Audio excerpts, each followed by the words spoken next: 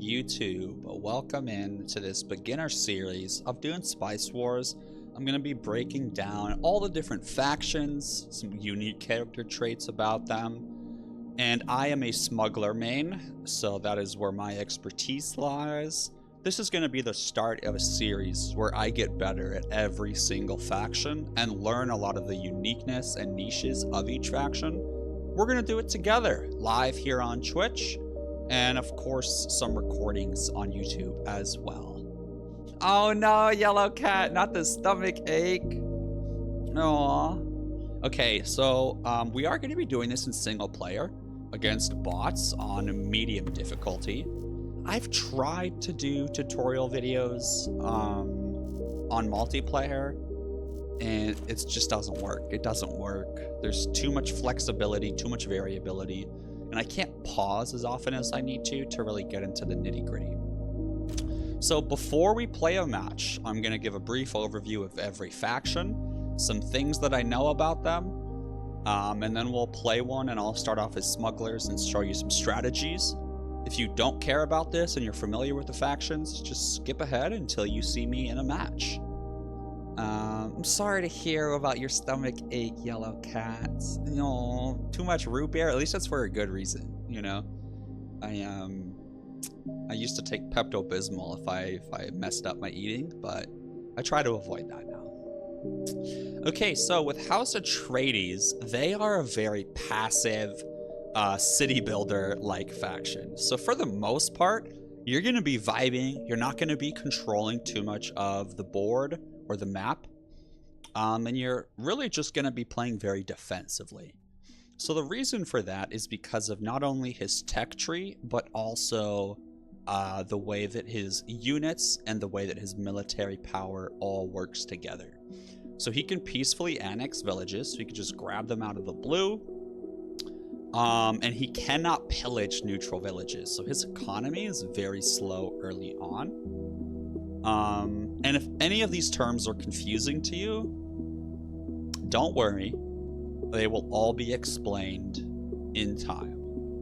I'm actually going to avoid explaining too much of the minutia, and I will do a separate video on kind of like the vocabulary of Dune Spice Wars, and I'll break down what everything means and what all the tooltips mean.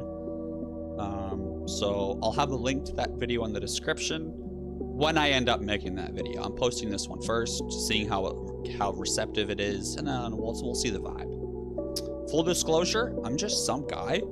I don't actually know anything. I bought the game on June 7th, so it's been almost 2 months now, and I have 430 hours. So it's a lot of hours for 47 days. It's okay, you know, we're all just living our best. So I'm actually gonna skip going over too much of the minutia on each faction, and we'll get into that later. So Atreides, very defensive, very passive. Harkonnen, a lot of managing your villages, very strong army, very good assassination, and in general, he is a force to be reckoned with, right? He can do some military damage. Smugglers, very strong early game, very strong late game in a 1v1, but in a 3v1, not so much. Yeah, typical win conditions for Atreides will be hegemony. Politically, he can, and Chom he can, but traditionally it's going to be, in my opinion, hedge, then politics, then Chom. For Hark, Chom is the default win condition, in my opinion, then hegemony, then politics. Smugglers, hegemony, then Chom, then politics. The Fremen, extremely strong army, especially in the early game. Super scary, super spooky. I don't know too much about the Fremen, but I am terrified when I'm in a match with them. Corino is the most overpowered faction in the game. If anyone wants to argue that fact, just don't waste your time. I don't want to waste my time. My mind is made up, and it's not something I'm willing to change. So if you would like to debate other people in the comments, feel free to do so, but I'm not going to respond. I guess this is something that I'm ignorant on, and something that it's a hill I'm gonna die on. Okay. But he is really, really strong. Female characters. Yes, Yellow Cat. So you have the Archduchess. I don't know her name, but she's House Ekaz. And then, you also have the Fremen, Dr. Liet Kynes. And then there's also counselors that they have. So you can see Lady Jessica. She's a cute little woman over here. Wow, none of the Harks are women. I think Lashanhara is a woman. Yeah, she is. And then Stakhanov is too. Yeah, let's go, girl gang.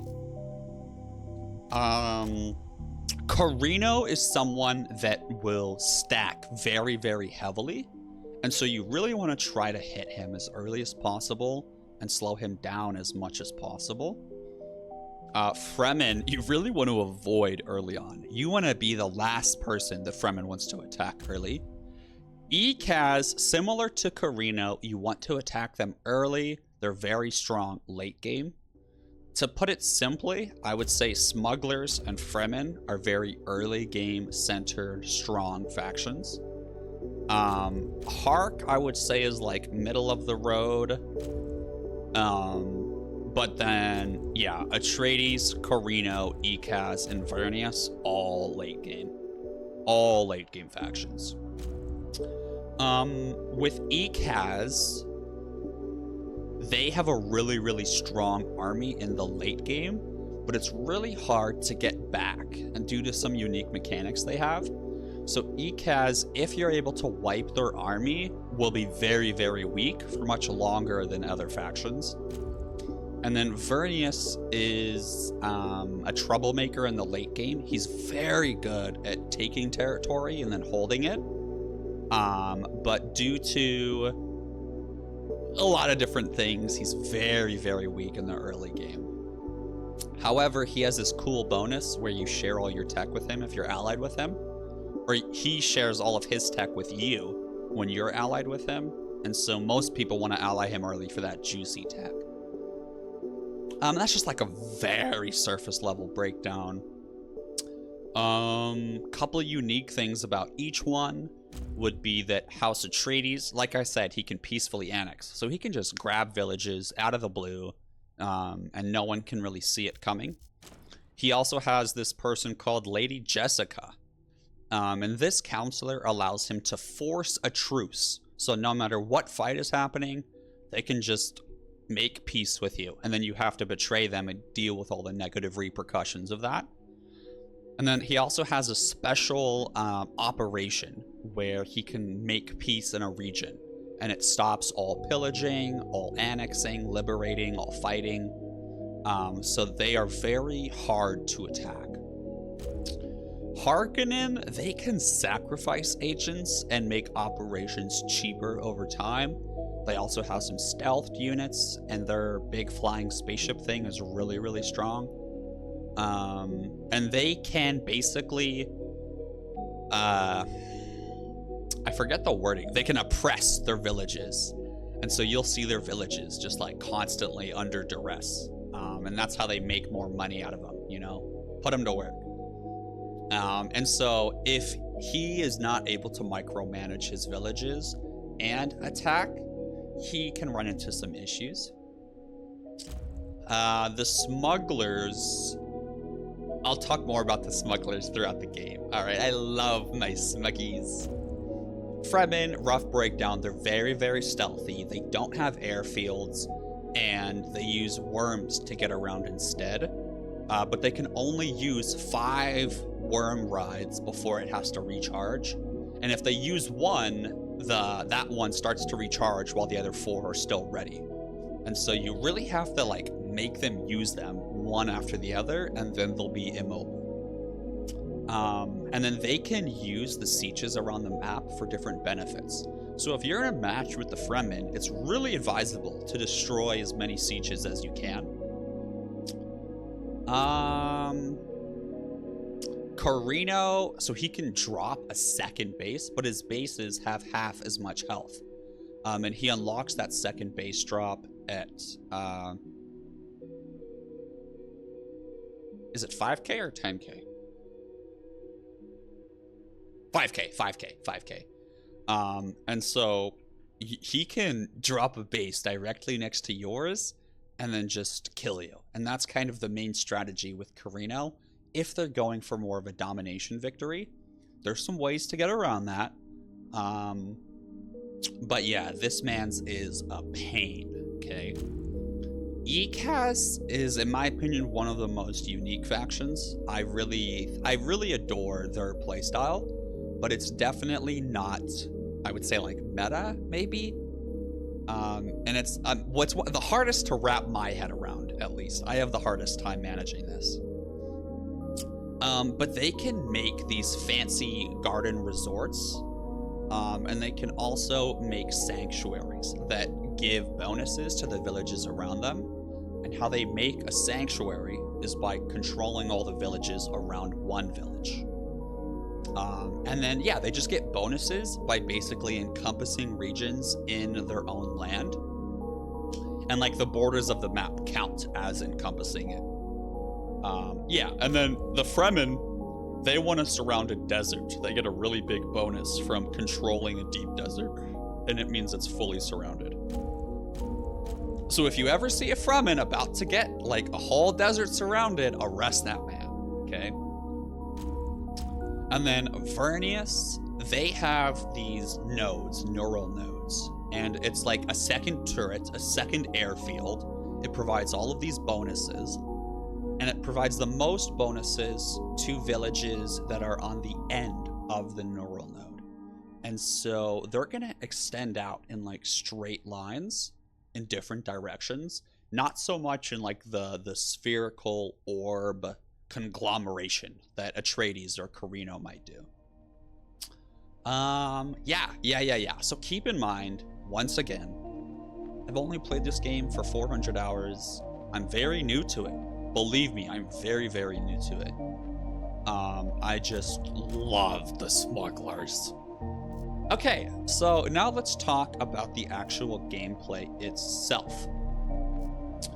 I won't get into too many details here, but we're going to be playing on Dune Medium, all options available, normal, with 3 AI, and we're just going to pick the 3 basic: Harkonnen, Atreides, and Carino. You know, the classics. How exciting. How exciting. So, I'm gonna start off by explaining pacing.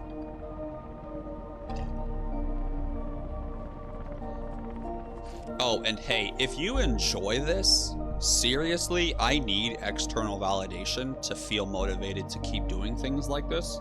So even just a like or a comment that's a thumbs up or a comment that's a heart, it makes a big difference, guys. It really does. And it will motivate me to give you more content like this. And then also, if you have any requests, anything that you're confused on, ask away, baby girl. Okay, so right off the bat, let's talk a general overview of how to win in the Spice Wars. So first off, you want to try to discover the map as fast as possible. You want to try to decide your end game strategy as soon as possible. You want to look at the villages around your base and maximize the ones that you get based upon their village quirks. You also want to pay attention to the deserts that are around the map, the layout, who spawned near you or far away from you, and you need to take that into consideration into your playstyle. A lot of this is going to be things that are goals for you to work towards, and not necessarily mandatory things that you need to know right away. I really like to explain things from a high level and then walk you through how to get there. So that's kind of what I'm doing now, right? And specifically what I'm going over now is not for smugglers. It is for every faction. It's going to be very general. I'm just playing smugglers because it's what I'm comfortable with. And then we'll get into a breakdown of each faction later in different videos. Okay, so you really want to make the most usage out of this initial time and figure out your strategy. So right off the rip, you want to pay attention to who's in the lobby. So if I see Carino, Hark, and Atreides, well, what did we talk about earlier, right? Atreides is defensive and late game. Cool, I'm not really worried about him early. I can do my own thing. The Padishah Emperor, Carino, once again, a late game faction. Cool, I have a lot of flexibility early on to get away with some stuff. Harkonnen, on the other hand, okay, kind of a mid-game, late-game faction. Pretty strong early too, and he has some stealthed units. Specifically as smugglers, stealth units are the worst to fight, so I am nervous if Harkonnen is one of my neighbors. But if Harkonnen is on the opposite side of the map, nothing but good vibes, baby. We can really flex on these other people, okay? Other things to keep in mind, you want to constantly be opening up the faction summary. Like, probably once every 2 minutes, honestly. Or I would say over the course of a 2-hour game, you should check this at least, I don't know, 20 times? I don't know, man. I'm just making up numbers here. But you should constantly be checking this, okay? And the reason for that is because it clues you into who is in the lead, who is lagging, who is behind, who can you pick on, who should you avoid, how should you communicate with the lobby. A lot of my strategies and ideas are going to be based upon online multiplayer. I'm not very familiar with bots because I just don't play with them, just due to the difference in, I guess, challenge. I really enjoy the political game of chat in the multiplayer. And, you know, a player is so much different than an AI, right? I mean, I could go right now, capture and liberate and pillage every single territory of whoever's over here, and then walk away and peace them. And then just repeatedly peace them if they ever break peace with me, and just like give them free gold, and they'll never attack me for the rest of the game. But in an online match, right, if you mess with this person a lot, he's gonna do what's called a blood feud. And he's just gonna be emotional and angry with you, and he's gonna ignore whoever's in the lead. He's just gonna make sure it's not you. And he knows he's lost because you've done so much damage, so he just wants to make sure you don't win anymore.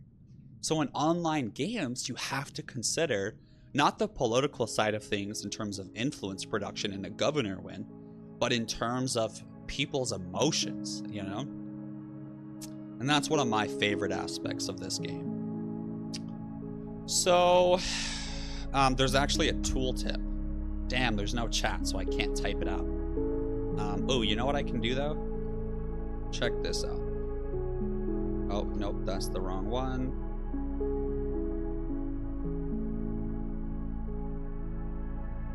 That's the wrong one. Hold on, don't yell at me, don't yell at me. Maybe it's this one. No, it's not that one. Oh, I know which one it was. It's this one.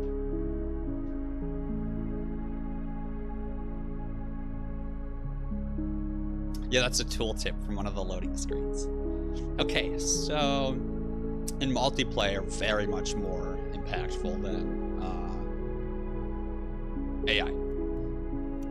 And so then another thing too is you need to keep in mind the different win conditions of different players. So for example, looking at this board state, we have Atreides, Harkonnen, and Carino. Well, I know that Harkonnen most likely is going to Chom. So that clues me into, hey, I need to make sure I don't neglect my economy too much so that I can counter Chom Hark. Oh, Atreides can win strong political wins, and so can Carino. So I also can't forget about blue. I'm gonna have to do some damage control there. When I say blue, I mean like influence and governor rush. And then with Carino, I'm also worried about his base drop. So until I see him drop that second Imperial base, I'm gonna do my best to try to not piss him off too much in a multiplayer match. But there's layers to that, okay?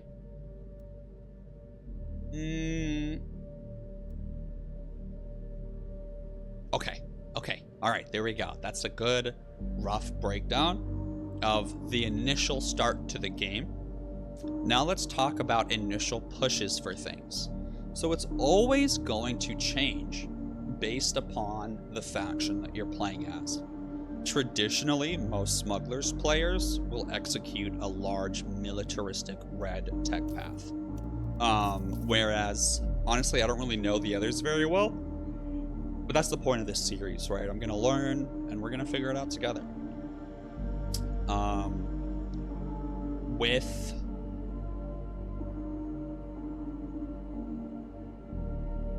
the smugglers here, my tech path is going to vary a little bit based on who's in the lobby, kind of what we were just talking about. But I think it is very, very helpful to your game if you're able to kind of find like a default starting strategy that you like, that you will follow no matter what at the beginning of the game. Unless, of course, you want to experiment or like try new things.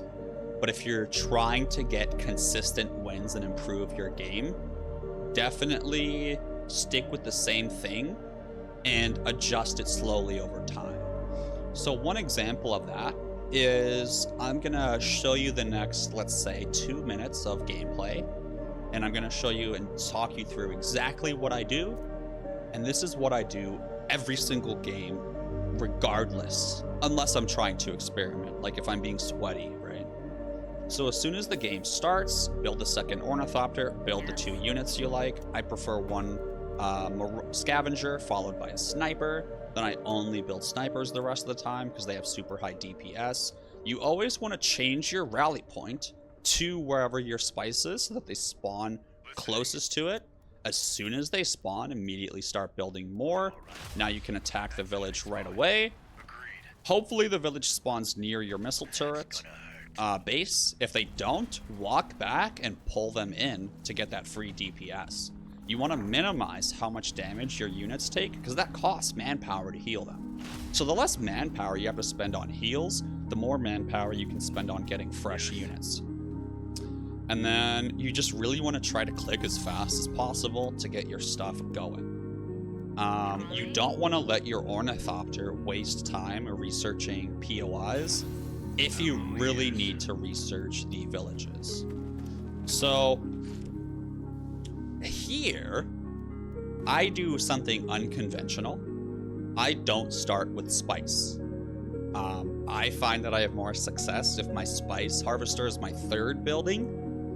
And does it cause me a lot of problems? Yes. But is it fun? Yes. Because I'll forget about it. And then I miss the first hacks, and it happens all the time. But getting technology first is just so good, right? So let's analyze this tech path here, right? If I go for all yellow first, I'll be really rich. But I'll be so weak militarily that I won't be able to harass my neighbors that much early on. And so who do you think stacks more if left completely alone? A very strong early game faction that has a powerful military early, but kind of dampens off over time? Or a faction like Carino, where you get to build double buildings, double buffs, and you have like crazy good artillery units in the late game and a second base and blah, blah, blah, blah, blah. And so if all of us do nothing but get our yellow tech and green tech, I'm going to lose the game every single time. Because just by the nature of it, my character is not as stackable or like exponential growthable as the others. And so you have to play into that by prioritizing techs that you can then use to slow down the big guys. And so one way that I do that is by maximizing my perks as soon as possible. You want the biggest return on investment. And so it doesn't really make sense for me to get, let's just say, composite materials, advanced engineering, riches of Arrakis. Like, this is good, it's very good. In the late game, when you already have a bunch of specials, and this bonus is gonna have, like, let's say you have 4 specials, it's an 8% total increase with a base plus 40, on top of, 2% per building constructed. Well, in the late game, you probably have 5-6 villages that all have 5 buildings in them. Whereas if you get this right away, you only have 1. And so if you get this in the late game, you're instantly getting a lot more benefits for it. Whereas if you get it early, you're stuck waiting for that effect to kind of stack. So when you try to develop your own tech path, be mindful of that. And look at it and think to yourself, is there something I could have done that could have given me a bigger benefit sooner? So this is mine. I go foot in the door, spying, logistics, criminal barons, lay of the land. Those are my first 4 techs. I do that every game, every time. In very rare instances, where I have a Fremen and a Hark as my neighbors and I'm scared militarily, I might go survival training, looting, and then these 2. But that's a conversation for the smuggler video. So I get these 4 because they have the biggest return on investment as soon as possible. I'm gonna get extra influence and intel per underworld headquarters per faction that has at least 1. And then I get double agent recruitment speed.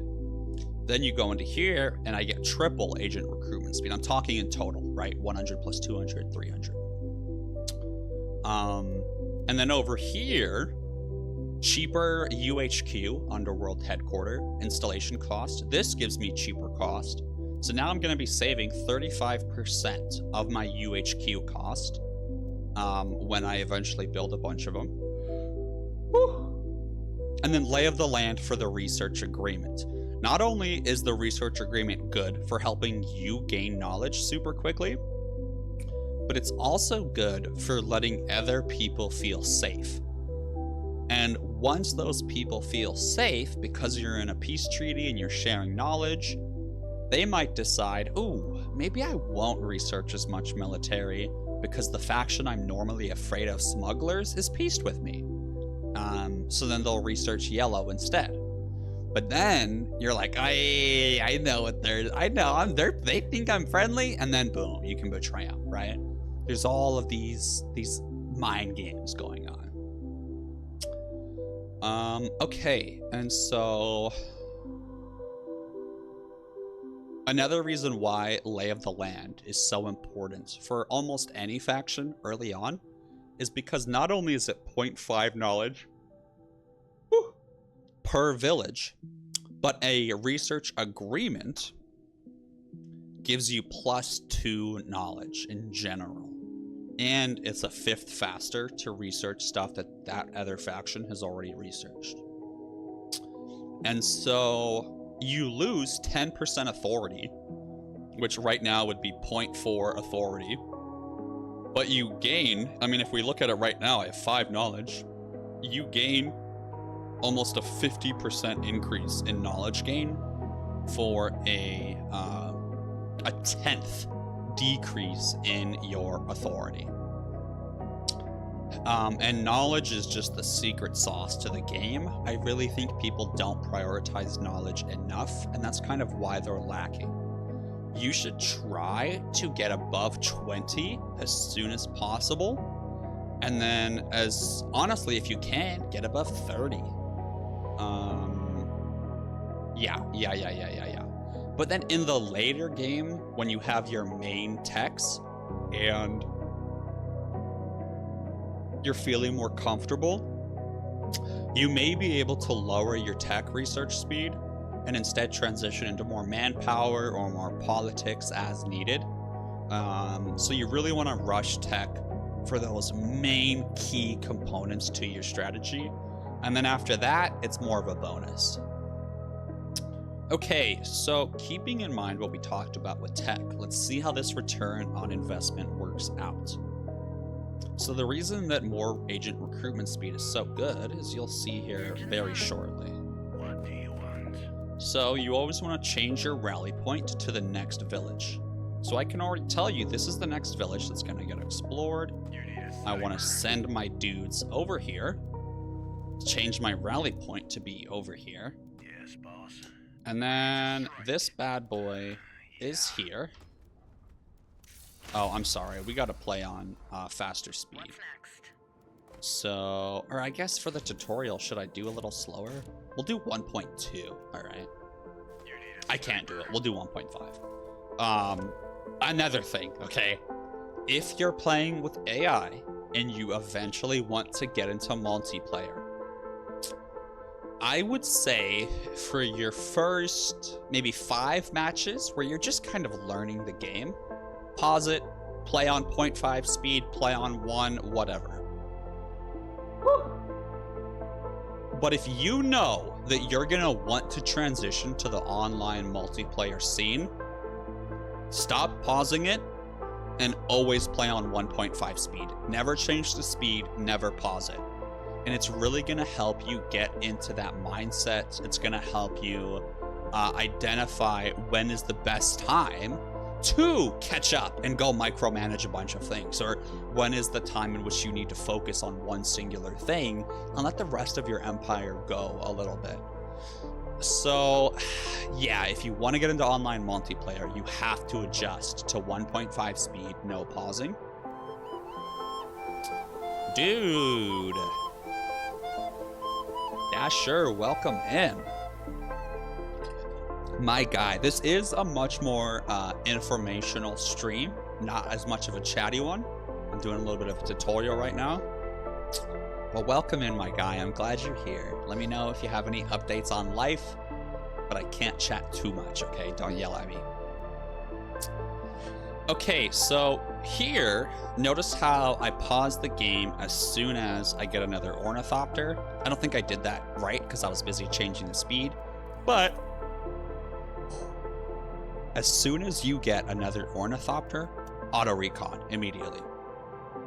Never have units just sitting there, ever. And then one thing I like to do is if you have a ranged unit, don't walk them up. Aw, dude, you're so sweet, Dasher. Thank you, dude. Dude, love you, bro. Yeah, so here, I could run my sniper up right here, but that just doesn't make sense, right? He's a ranged unit, so might as well let him use his range. Now, something that's super important is that you can hover over their information to learn more about them. So, for one, hold on, there's somewhere you can find their range.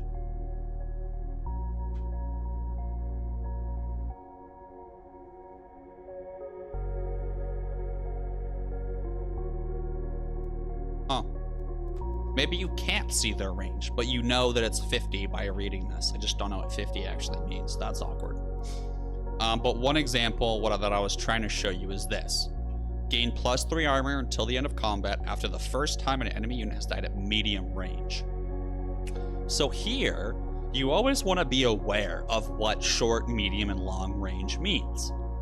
And so if you're ever confused, you can hover over these thingamabobs and it'll tell you about them.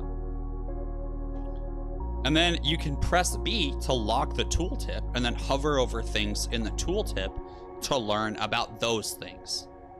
Yellow cat, stay safe.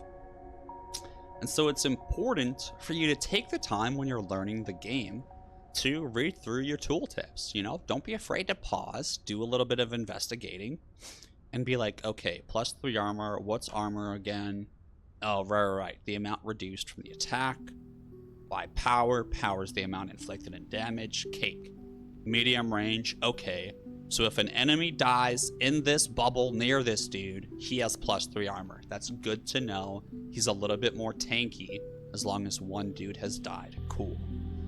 And then that's where you start to develop your game sense a little bit, is remembering just instinctively what units benefits exist, and then no longer having to really put in that mental effort. And you're gonna have to initially. It doesn't mean you're bad at the game, it just means you're getting used to it, right? And keep in mind, right? Like, there's no rush, you know? So take your time. Have fun learning the game. Don't put too much pressure on yourself to, like, be good. You know, good is entirely relative. I would say you're a good player as long as you're having fun. And also not being disrespectful and ruining the fun for other people. Okay. Okay, so with this, we run our little units up and fight. So this is an example where if I wanted to truly micro, at the start of this fight, I could have ran this guy back and had this gunner follow him in. But at this point, I think it would just it's just not worth it. Because he's about to die, and it would just allow him to get more shots off before he actually runs in. So I'll just leave it. Yes, sniper. Yes, the path is clear. Okay, beautiful. And then let's take a look at our village quirks. So specifically for smugglers, I don't want to capture that many villages. I want to be particular with them. Whereas, I don't know, if you're Atreides or Carino, you're pretty much just going to grab whatever's around your village. But one thing I will say is if you have the option between two, check out the quirks and see which ones, again, will have the better return on investment. So here I'm going to get extra blast crates, I'm going to get extra resource production, and extra water.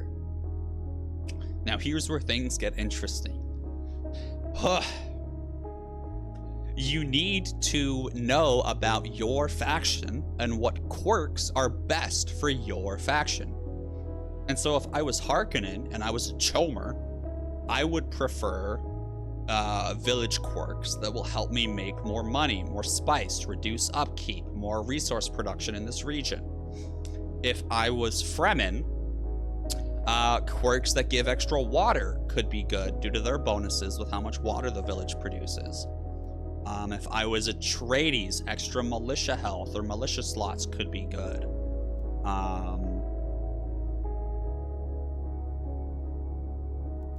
For smugglers, certain quirks like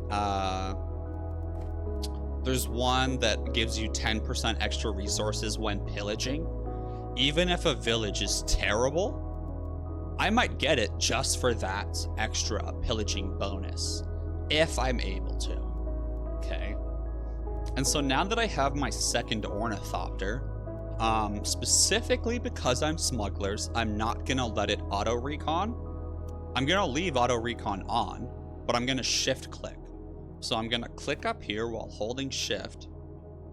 Or sorry, click up here, hold shift, or you can click, and then when you click the next time, you hold shift when you do it, and now it's a chain. So you can see 1, 2, 3, 4.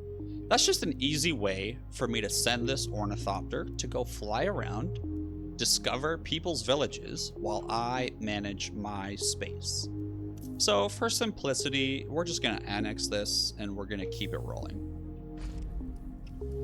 I do want to change my hotkeys really quickly so that pause is space. Just for single player.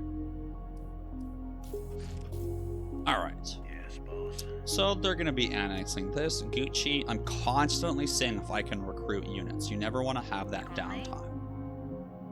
Okay, so let's look at these village quirks here. Handymen and water traders. Water traders isn't that good. It would be if I had 5 water. But there's only 3 water here, so water traders, you don't really care about it. Building construction cost is really good, but only if it's like a spice field or somewhere where you think you're going to end up building major buildings that cost a lot. So for me in my game, this village doesn't really make a lot of sense unless it has flames or fuel. We'll see. Even if it does, it still might not be worth it. Yeah, okay, so this has gold, not worth it, okay. Now, something that is unique to smugglers is that I can go and annex and claim villages that I have pillaged previously without any negative modifier, and I don't have to pay extra authority due to me pillaging it. But that is entirely due to this research that I have. No other faction in the game can get away with pillaging all of the land around them and then go ahead and annex it later. So I'm very, very hungry for murdering militia and pillaging them. So the second I see a village is not something I want immediately, I'm gonna go pillage it. Because that's what allows me to really prioritize tech and military as smugglers, is my ability to just pillage everything. And that's what floats me, and that's how I can be so aggressive with other factions. So here, my ornithopter has discovered a Carino village. Perfect. I no longer need it to fly over here. I only need it to find one. The reason for that is because I want to maximize my return on investment here, right? We're trying to go back to that principle of gain as many benefits from something as soon as you can. So with foot in the door, the sooner I have a underworld headquarters in at least one faction, or one in every faction, the sooner I'm maxing out the benefit, right? Because maxed out, I'll get +3 influence and +3 intel from this. Because it doesn't matter how many you have in each faction, as long as you have at least one in each. So I'll come over here and build this right away. Doesn't even matter what I put on it right now. I'm gonna get rid of that daisy chain I had and send them over here and then here. These guys are gonna finish annexing. This is about to get done building. So let's review the quirks here. 20% when the village has at least one building of each type. That's really, really strong for your first village. Because typically in your first village, you're not gonna build, 3 economy buildings off the rip. You're gonna want spice, knowledge, manpower. That's like a traditional start. But I like to go knowledge, manpower, spice. Or in some cases, plascrete as well. And that's something we'll have to talk about. Okay, so while this dude is auto-reconning, you can also guide the auto-recon. So you might realize, like, oh, okay, here's the special sandfall next to my spice. You always want to hover over things and know what they are. So already, with what the map has, I'm starting to make decisions about my future. And once again, this is something that will come with time. But knowing that Carino is up here, I want to go bully Carino. I love bullying Carino early, because I think he's the most overpowered faction in the game. And I like to spite people for picking him. And like even little things like that are things you need to know about the emotions and feelings factions can instill in people regardless of your own behavior. So for example, smugglers, for some reason, people just hate smugglers, And so you might get some unnecessary aggression or hate, even if you're trying to play peacefully, if you're playing as a smuggler. So knowing that I want to push up here and harass Carino, I don't actually want my ornithopter to waste time searching all this stuff, because I'm just going to end up expanding up here. So even though he's auto-reconning, I'm going to re-change that auto-recon so that he explores here. And then this dude's going to keep trying to find one other village. And then I'm going to look ahead. So I can see he's building a knowledge thingamabob. So I'm going to build something that benefits off of his knowledge. And this is specific for smugglers, right? The UHQ. Okay, so another thing is look at the bonuses that these provide, right?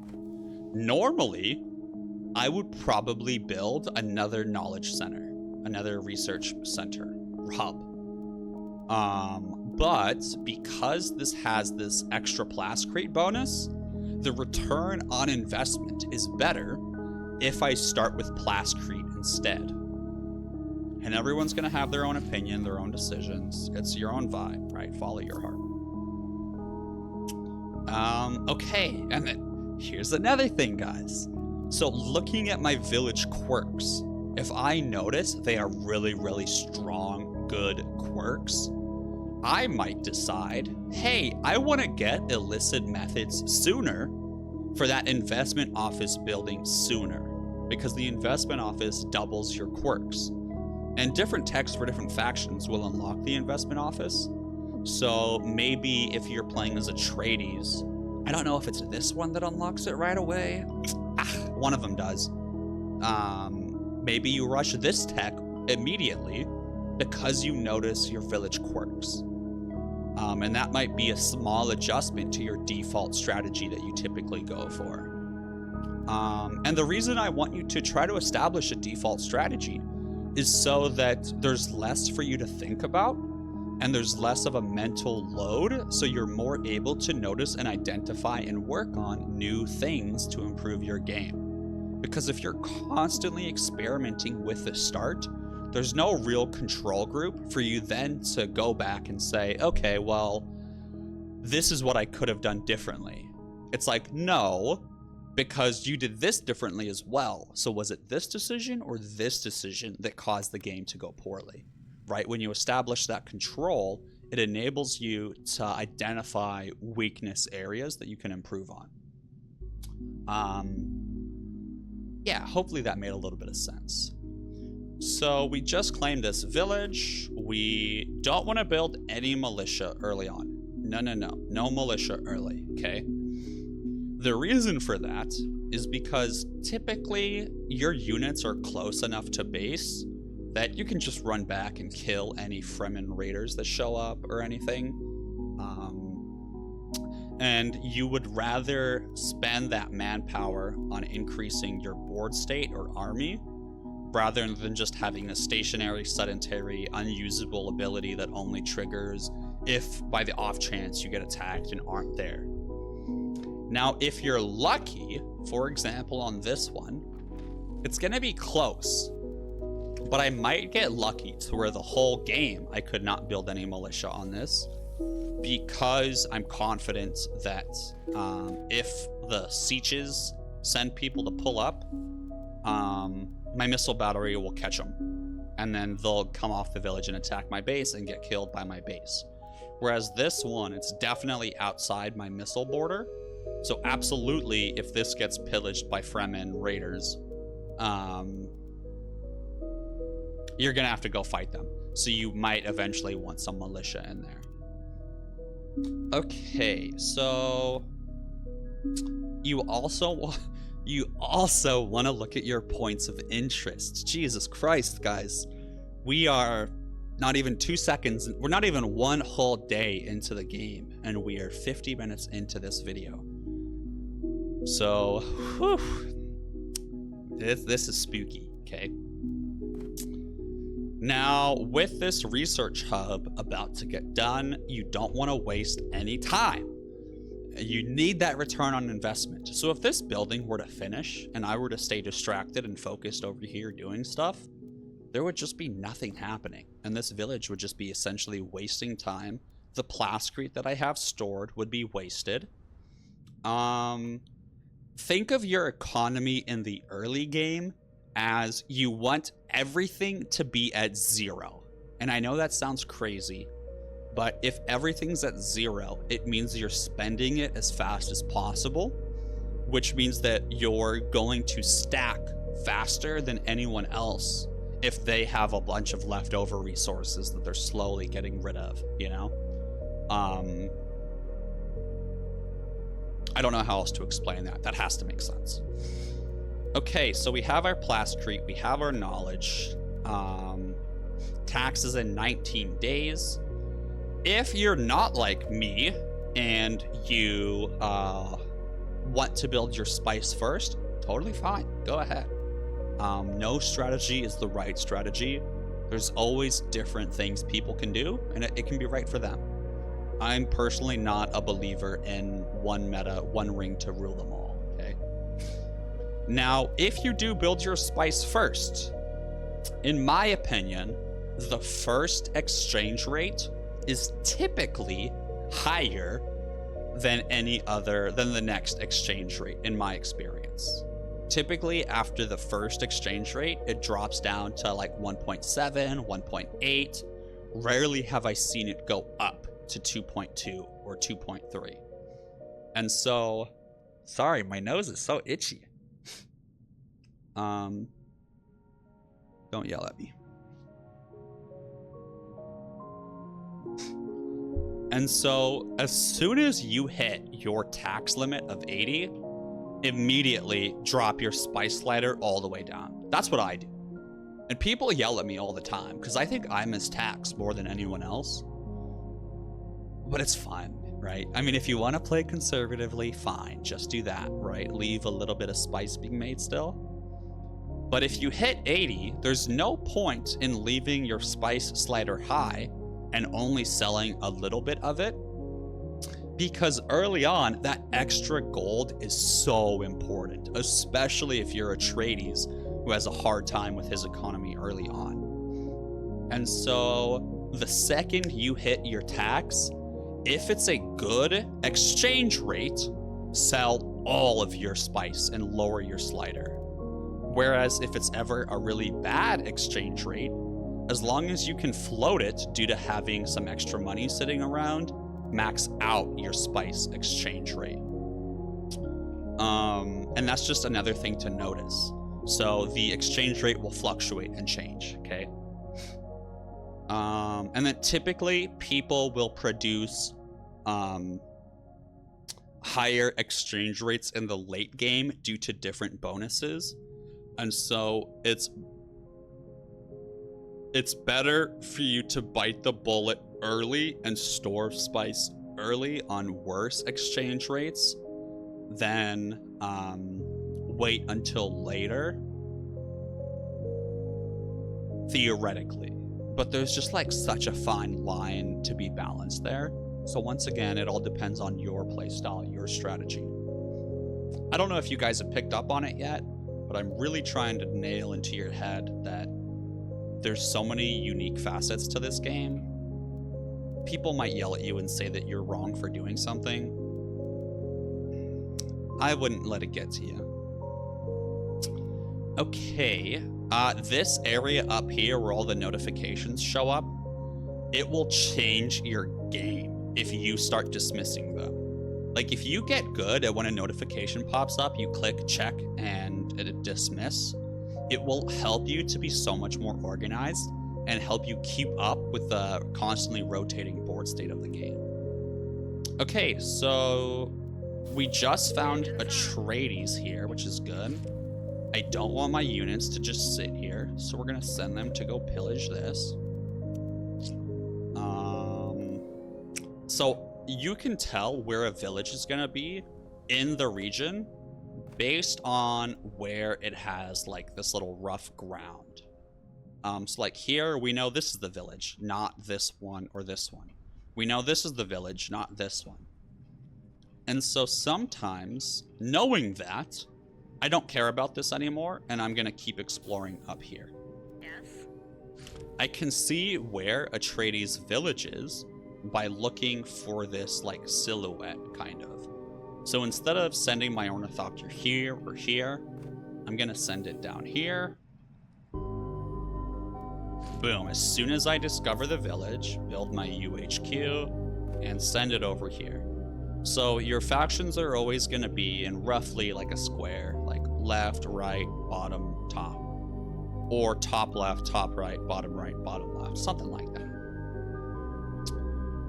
Okay, so here's another special with the village being there. But because I'm so close to Carino, I'm gonna keep going. I want to explore over here as well. Roger. Okay, perfect. See, this is one I do want to explore. So here's another example, right? I don't want to waste manpower. So let's look at these two different units here. Sniper versus scavenger. Scavengers have 2 armor. Snipers have none. Snipers have 250 health. Scavengers have 400. And then with them having armor, they'll take less damage from the same attack compared to a sniper. And these villages will always attack, unless I'm mistaken, the person closest to that village. So right now, if I were to attack this, they would all target this dude, which is not good because he's weaker than this dude. So he's going to take more damage, waste more manpower when I try to heal him, which is going to slow down the number of overall units I can recruit. So I'm going to do a quick little command and send them back, send this dude forward, Now that he's in the lead, I send them up as well. If there's ever a grenadier in here, make sure that whoever the grenadier is targeting is completely on their lonesome and is not sharing that received splash damage with anyone else.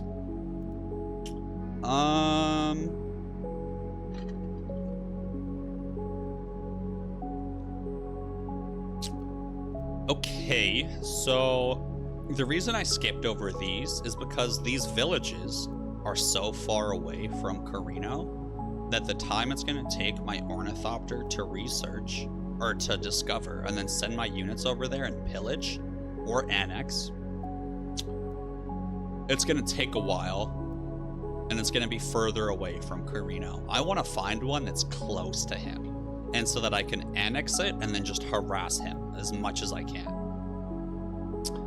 Because once again, smugglers are a very aggressive, strong, early game military, and you need to use that as much as you can because of the whole snowball effect, right? If I don't harass Carino or Atreides early and let them do their own thing and I do my own thing, unless they're a terrible player or like a much different skill level than me, because I don't want to say terrible, just, yeah. They'll win every time. Okay. Okay, so look at that. We finished our research hub. I could build the spice. I could build Plascrete. And so normally I typically do actually like going research Plascrete and then spice, because I'm just always out of Plascrete and I've been annoyed by it lately.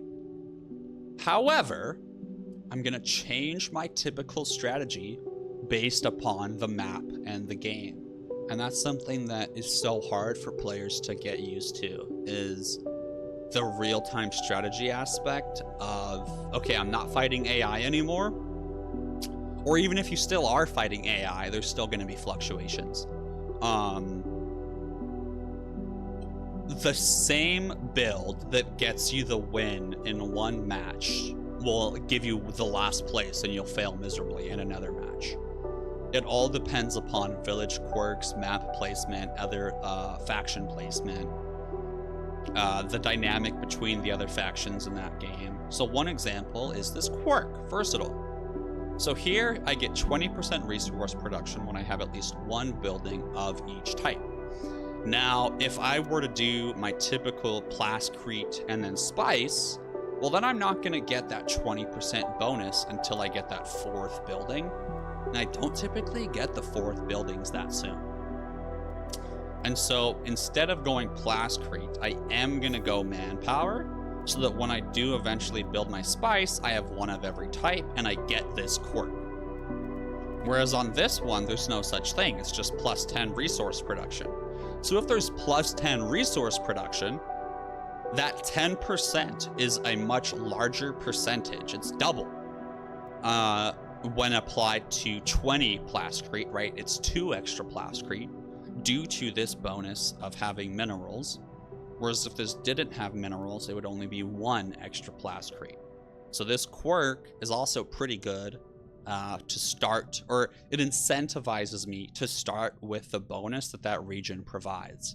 So if this region instead had the gold, and for some reason I picked that one first, I wouldn't build Plascrete first, I would build the gold making building first. It's all about maximizing the return on investment, baby. Woo!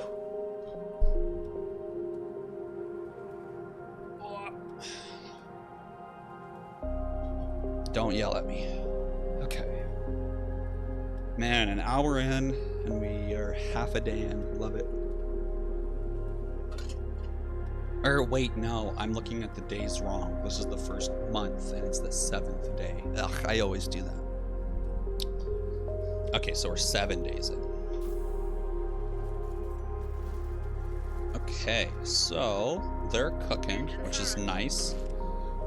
If you have the mental ability and you really, really care and are really trying, instead of just like leaving this and going about your day, you can do a micro. So microing is just where you control smaller transactions or smaller actions themselves to influence the overall large effect. So think of it as, you know, like 10 little droplets of water end up making one big droplet. I don't know, that was the worst analogy I've ever made in my life. So an example of a micro would be, oh look, these are both melee units. This guy's melee. If I look at the speed on this dude, his speed is 7.6, their speed is 5.0. They won't even be able to catch this dude. And so if I send this guy to run in a circle, he can most likely take much less damage.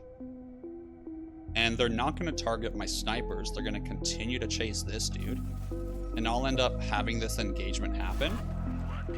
And he won't lose any health, or much less health than he otherwise would have. Or look, right, like he might rotate over, but at that point, he's so late, right?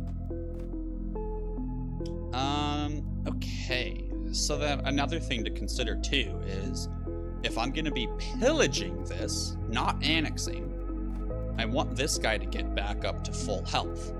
So I might end up sending him back to a village to heal while I send more units up, and rotate full health and low health units back and forth, kind of like a supply line almost.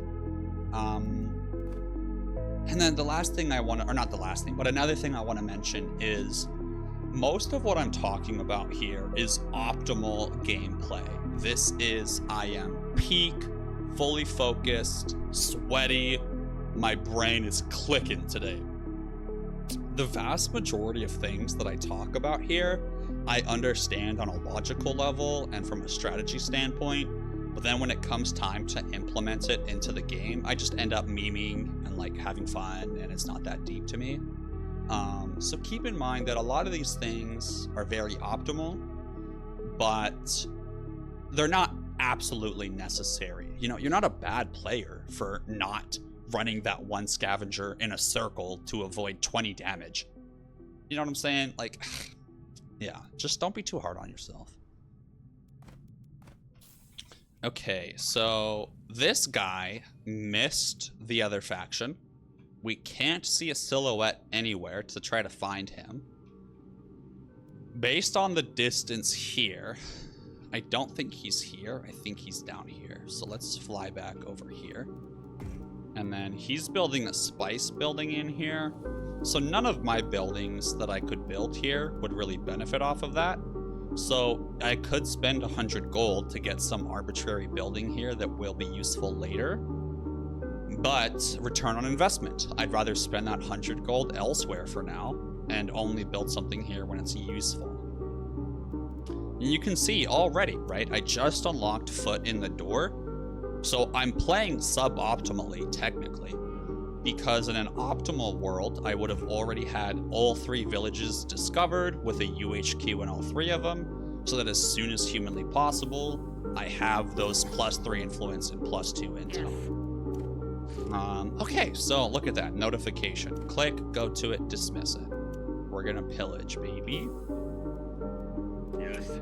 Send this dude up. Okay, we just had this ornithopter sitting here. So then I like to double check my villages. Still building, cool. You call me? Auto recon. Ready to strike. Something else you can do is, okay, hey, this pillage is almost over. I know I'm going here next. To speed everything up, let me walk them to the very edge of that border so that they can get here just a little bit faster. All right, cool. So now we have a 3rd UHQ. You'll see now I'm getting +3, +5. The 2 is just from base, right? But 3 is from foot in the door. Yes. Okay, so this is something that I like to do. I don't know. I don't know if other people do this. This is what I like to do.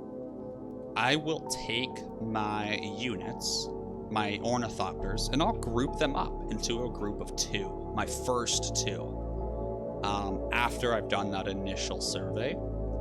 And I like to have them search just villages, ignore POIs, and discover lots of villages for me to go pillage in a row, like a pillage train is what I call it. And that's definitely a smuggler thing, but you could definitely do it for Hark or other factions too, just not Atreides, because they can't pillage.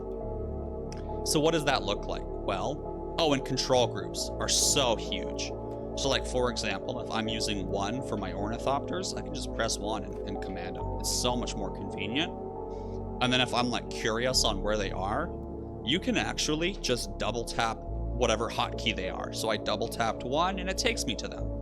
So if I'm ever like trying to manage 2 different groups that are fighting simultaneously and I have hotkeys for them, I could double tap 1, put some directions for the fight against Carino, double tap 2, and now I'm seeing the crew fighting here. Double tap 1, I'm back here fighting against Carino, instead of having to take the time to, use WASD to go down there. And once again, such a suboptimal difference, but I'm giving you as much of the tools available for you, and use as many of them as you can, but don't beat yourself up if you choose not to use some. There's plenty that I don't. Like, I still don't really utilize that hot swap back and forth. Because I just can't. My brain can't handle it, Okay, so we're going to have these guys do their thing here. And then I'm going to make all of my snipers. So pro tip, double clicking on a unit will select all of that type of unit currently shown on screen. So here, if I double click on 1 sniper, I select all 4, which is great because now I can double click, hit control, hit 2, and without having to very carefully hold shift and go 1, 2, 3, 4, control 2 to make them all control group 2. It's just an easy, simple boom. They're all in the same control group. And then I like to do scavengers 3. I just accidentally made him 4 as well. That's annoying, but whatever. So now I can do less clicking and more managing, which is good. So we send our ornithopters to search here. We want to put our scavenger to attack first. Our snipers behind the scavenger. They won't see us before. Okay, so here's another thing to consider. Ranged units do more DPS than melee units, typically. And so I like to kill the DPS units first when raiding, once again, to maximize the amount of manpower that I don't waste on healing. Or to minimize the amount of manpower that I waste on healing. So I'm going to send him directly to attack this ranged unit. And something else that's interesting is you can hover over these effects. So you can see a ranged unit attacks half as slow. Is it half as slow or half as fast? Twice as slow as regular when he's in melee combat. So not only do I get rid of more DPS just by murdering him faster, but by sending my melee unit to be attacking him, once he's in melee range and getting attacked, he also will deal more damage, or less damage overall. And then I always have my snipers target max DPS first. So you can see this dude, he might die. I absolutely do not want to risk this dude dying. So yeah, I'll just send him off for a second. Okay, this is perfect. So... Poor Carino! So you want to be scouting your opponents as much as you can, right? So already, I can tell that this AI has 2 units. Look at how many I have. I have 5. So this should be an easy murder, and they're both ranged.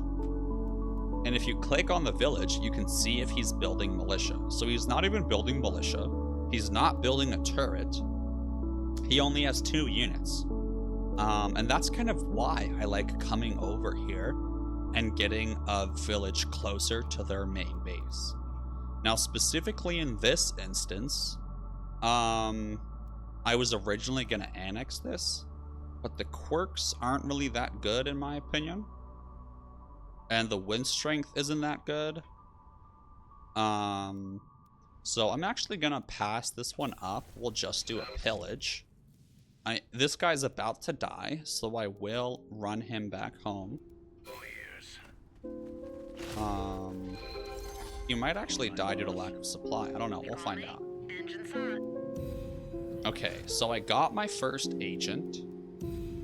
And unless you're doing something special, typically you're going to put your first agent and your second one into the Arrakis information slot. This is because authority is one of the hardest resources to get in the game, and it's very easy to lose if you build or annex villages and then they get liberated or something. And also the POIs that give it are kind of rare and expensive, and you can't just like build buildings to make more authority, right? Or maybe you can with some factions, I don't know. But yeah, typically your first 2 will go into Arrakis almost every time. Okay, so let's always snipe enemy ornithopters early on with your ranged units. Even if you don't kill them, you still bother them and then they run home for a little bit. Okay, so this finished its first building. And let's just double check the quirks here. +3 water, +10 resource. Cool. So if this Carino had, let's say, 4 or 5 units, I would take that into consideration. And I would build a manpower building, a recruitment office. But because he is looking weaker than me, and he's the one I'm going to try to bully, I feel comfortable rushing for more knowledge.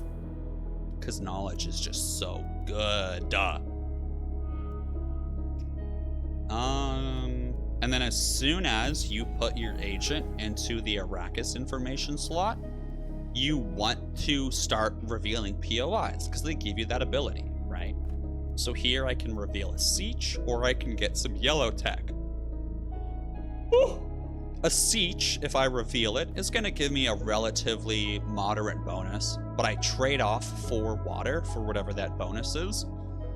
Whereas this is just an immediate 4-day tech boost. This has a faster return on investment, so this is what I will research first. Normally I wouldn't have these ornithopters search for what this is, but because he hasn't built his spice here yet, this might actually be his spice field. And if it is, I'm liberating it. Absolutely. Because then he's just going to be broke. But if this is his spice field, then I'll just pillage it. But I want to find out. Normally, I would be able to tell based upon the buildings that are here, but neither village has the spice yet, so I can't tell that way. Yes. All right. So this building's about to be done. This is building.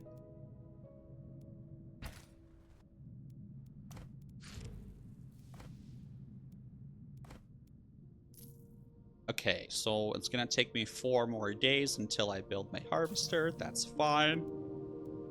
You need a sniper. Listening. Aiming for the head. Oh, okay, so this is not his spice. So just a pillage for sure. And then I want to try to harass this man as much as possible. So I could pillage all of the villages around me, but then they enter that state of are devastated. And when they're devastated, they can't be targeted by an attack, which means they can't be annexed.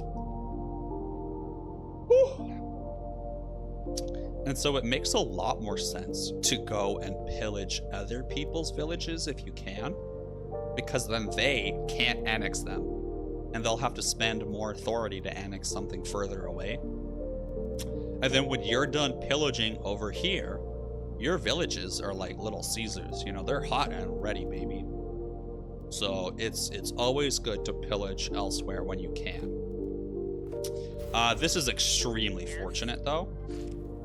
But here's the thing, okay? These dudes are kind of far from base. I'm gonna have much less water once I finish building my buildings. And they're gonna have to take the long way around. Most likely to stop from fighting these dudes. Because he's probably gonna have several more dudes by the time I'm done with this. So I'm gonna see if I can go research this village, and then this village, and then this village. And that'll give me a nice pillage train to get back home, to where I don't waste time walking without accomplishing anything. Right? It's all about return on investment, baby. Okay, so let's start up the pillage. We're listening. Don't forget you can press C to have units stand still. Now, when fighting the AI, destroy buildings. Every time you pillage, shoot at buildings. It doesn't matter if you destroy them or not. Just do it because it will slow down their build time. It does a little bit, right?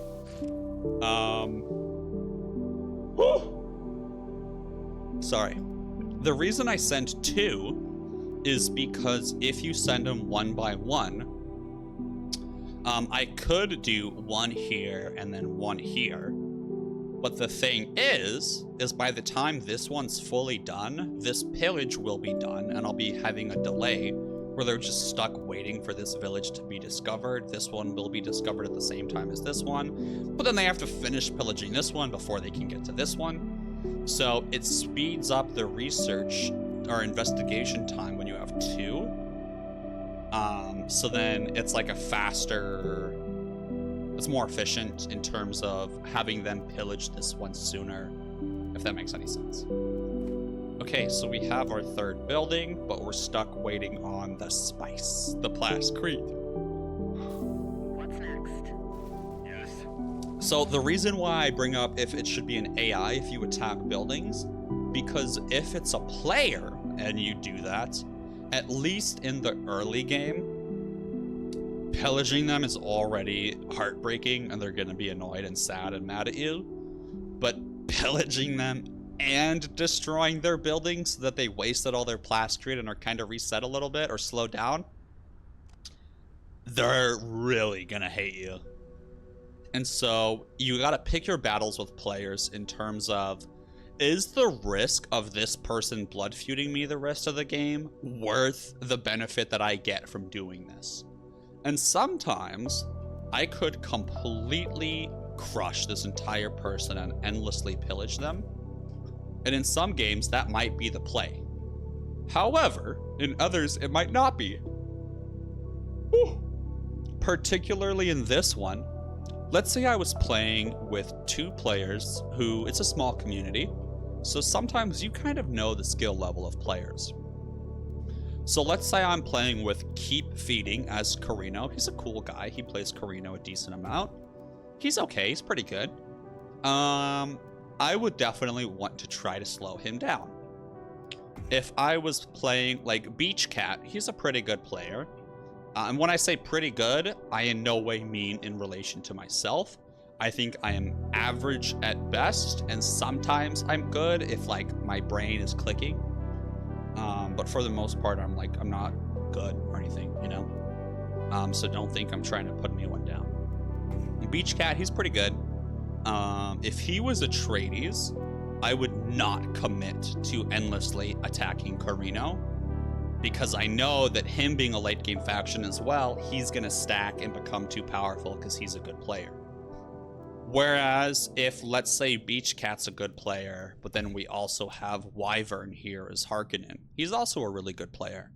So I know that if I slow down Carino, Hark, as Wyvern, as a person, will probably be able to slow down Atreides.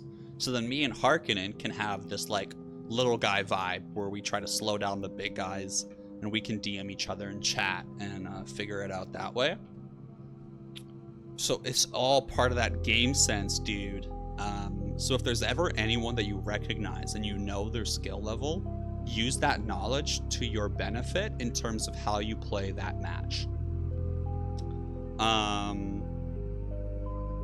Yeah, whereas if I know that this person is a really bad player, like for example, or not really bad, I'd say a really beginner player, right? Because I mean, keep in mind, you're not bad just because you're learning something, if that makes sense, right? I hate when people use that type of terminology, like, oh, you're so bad at this game. No, I'm not, dude. I bought this 2 hours ago. Like, you don't know if I'm bad. I don't know if I'm good. I'm learning the mechanics, dude. So if you're a beginner, I could crush this guy. But at what cost, right? Letting this really good player go undisturbed, unbothered. So when you're playing these like early game powerful factions, I almost like to play as kind of a policeman. And I'll harass one person because I'll be like, hey, you're in the lead. And then someone else will get in the lead. And I'll be like, all right, I'll leave you alone. Can we peace now? And I go target this person. And typically it ends up like working out pretty well. But there's always the blood feuds that happen where they get angry and just target you the rest of the match, even if someone else is way in the lead. And they're just like, nope, you ruined my game. I'm ruining yours. Okay. So here, let's do a comparison, right? These two just started searching this one. Let's send one of a single dude over here and see what happens. You need a sniper. So yeah, once again, if it was a player, I would not destroy this. In the late game, yes, destroy buildings. Because in the late game, typically people won't be as quick to blood feud because it's not as crushing of a defeat when you lose one building out of 30 compared to one building out of 2. You know what I'm saying? It's like, damn, this guy just took out 50% of my buildings. Fuck this guy. Compared to, you know, 1/30th. Oh, I don't really care that much. Whatever, it's fine. So look, these two finished this. They're at 50. Listening. Yeah, that's a bad example. Engine's hot. You call me? Ready to strike. But you can see, if there was just one, That's a nice spot. no way would this have been ready in time. And they would have just been standing here waiting around doing nothing. Yes. Ready to So these are all snipers and they're grouped up. Keep in mind, just in case one of these is a splash damage dude. Oh, no, they don't have a splash damage dude. But I would still prefer that the 2 melee units that will be attacking attack the same dude so that only one of my dudes is my dude. Dude, when you click on Atreides units, they go, my duke. And I think I'm gonna start saying, my dude. So what you can do is you can walk these units a little further back so that when you attack, both the melee units attack the same dude. So that only one of them is suffering that melee attack thingamabob. We'll dispose of them. Safe distance. The ranged unit affliction of this, right? Minus 50 attack speed. He's the only one dealing with that. However, now he's very weak.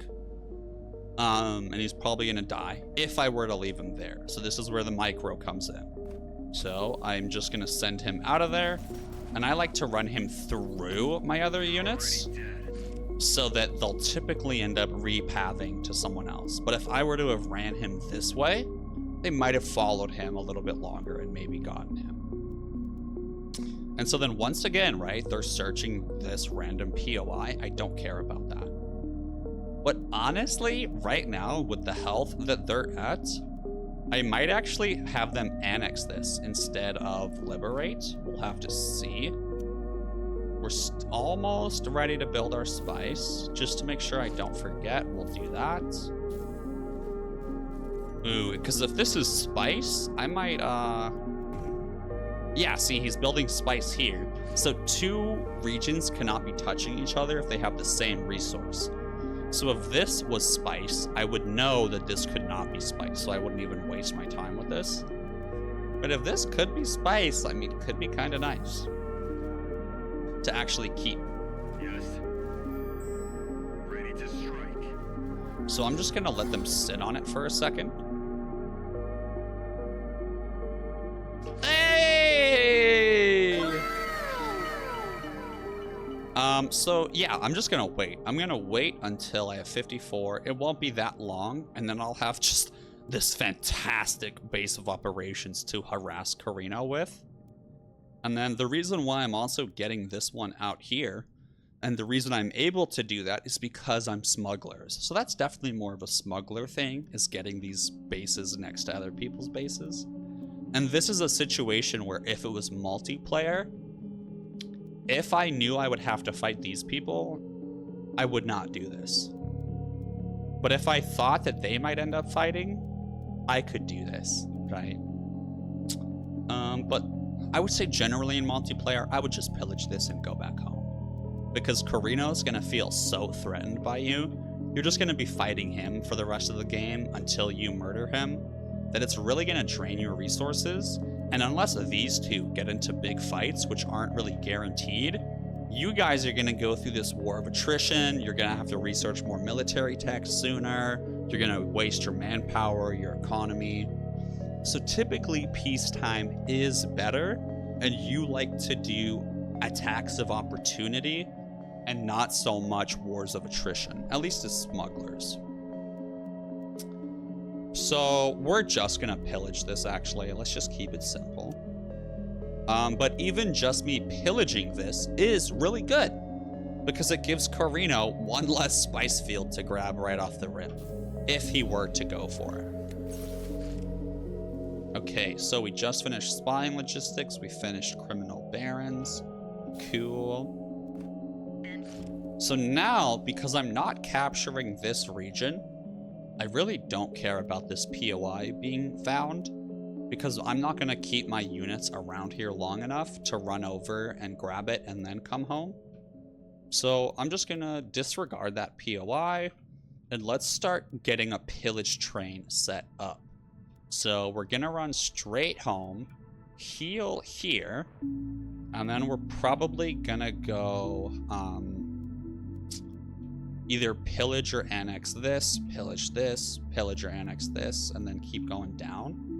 Or I could go to polar, but the thing is Hark is so far from this middle region of the map and has a desert splitting all of this from him, that where I would normally maybe want to explore down here sooner rather than later, due to knowing that Hark is going to have a hard time getting to any of these territories before me, I would rather just go for the middle.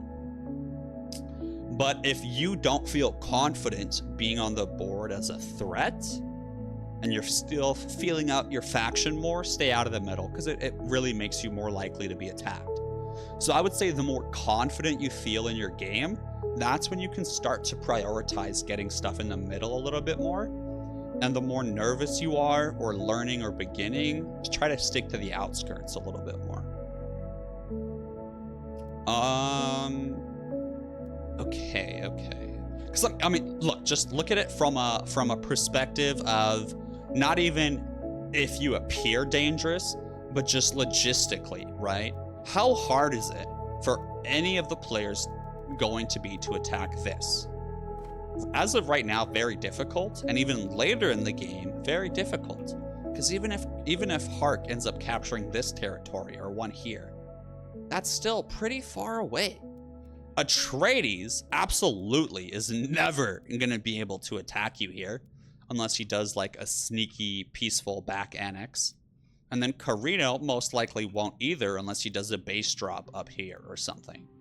Whereas, if you were to cap this special right here, Imperial Basin, Carino can hit you. Atreides definitely can in the mid game, and Hark probably can in the late game. And so, just logistically speaking, by sticking to the outskirts, if you're playing more of a subservient, like, secret game, or like you don't want to have as many military engagements because you're still figuring out the tax and economy, stick to the outskirts.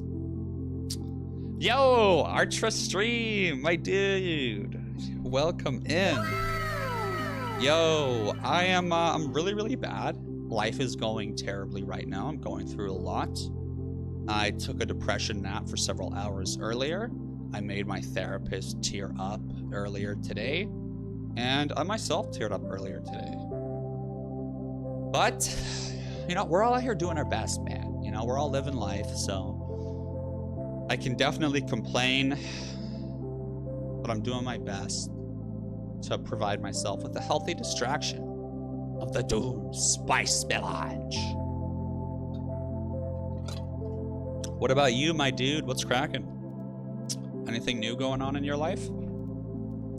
Okay, so let's take these ornithopters and search our pillage train coming up. Yeah, man. No, for sure. All things will pass in due time. Listening. Don't forget to harass Carino. Yes. That's a nice Okay, spot. perfect. So, now that we've pillaged Carino once, he's mad. He's gonna pivot to start being militaristic, most likely. Or he's gonna be like, ooh, I cannot let that happen again. And if he's a player, he might end up building a missile turret or two. He might change his tech tree to be more red, get more armies. And you want to try to prevent this blood feud as much as you can. So as soon as I get lay of the land, I will send him a peace treaty. Make it worth my time.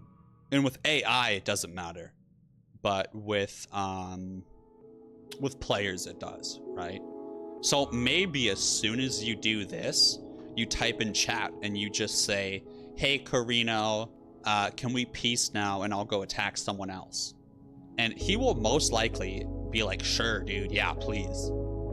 Or if he's spiteful and wants to blood feud over one single pillage, he'll be like, no, you just attacked me. And if that happens, and he doesn't want to peace, then you're also clued into, okay, if he doesn't want to peace, then I know that I am gonna have to prioritize more resources up here to arrest this man, rather than expanding more and going down here. Maybe instead of going on a really long pillage train all the way down here, I have to keep my units kind of more central so I can come back if he decides to try to hit me. Stuff like that, right? So the mind games with chat are so important and so underutilized. And I think that's one of the reasons why, at least people have told me, that I am like pretty good at the game for how much I've been playing or how long I've had it. And I really do think one of the contributing factors is that I use chat more than anyone else I've ever seen. And I think the community as a whole, the matches would be so much more fun if everyone was just like yapping, you know? If everyone was trying to mastermind the match the whole time, it would get wild. But typically in my matches, it's just me yapping, pointing out who's in the lead, trying to negotiate stuff. But when there is another person that's yappy, it is always entertaining. Artra, you're fine. Can't keep up with your usual stream schedule. Dang, what's going on, dude? Why can't you? Is it like mental energy, emotional? Are you just busy with life in general? So you can see Tax is getting pretty close, guys. Spice is only halfway built. We'll see how this plays out.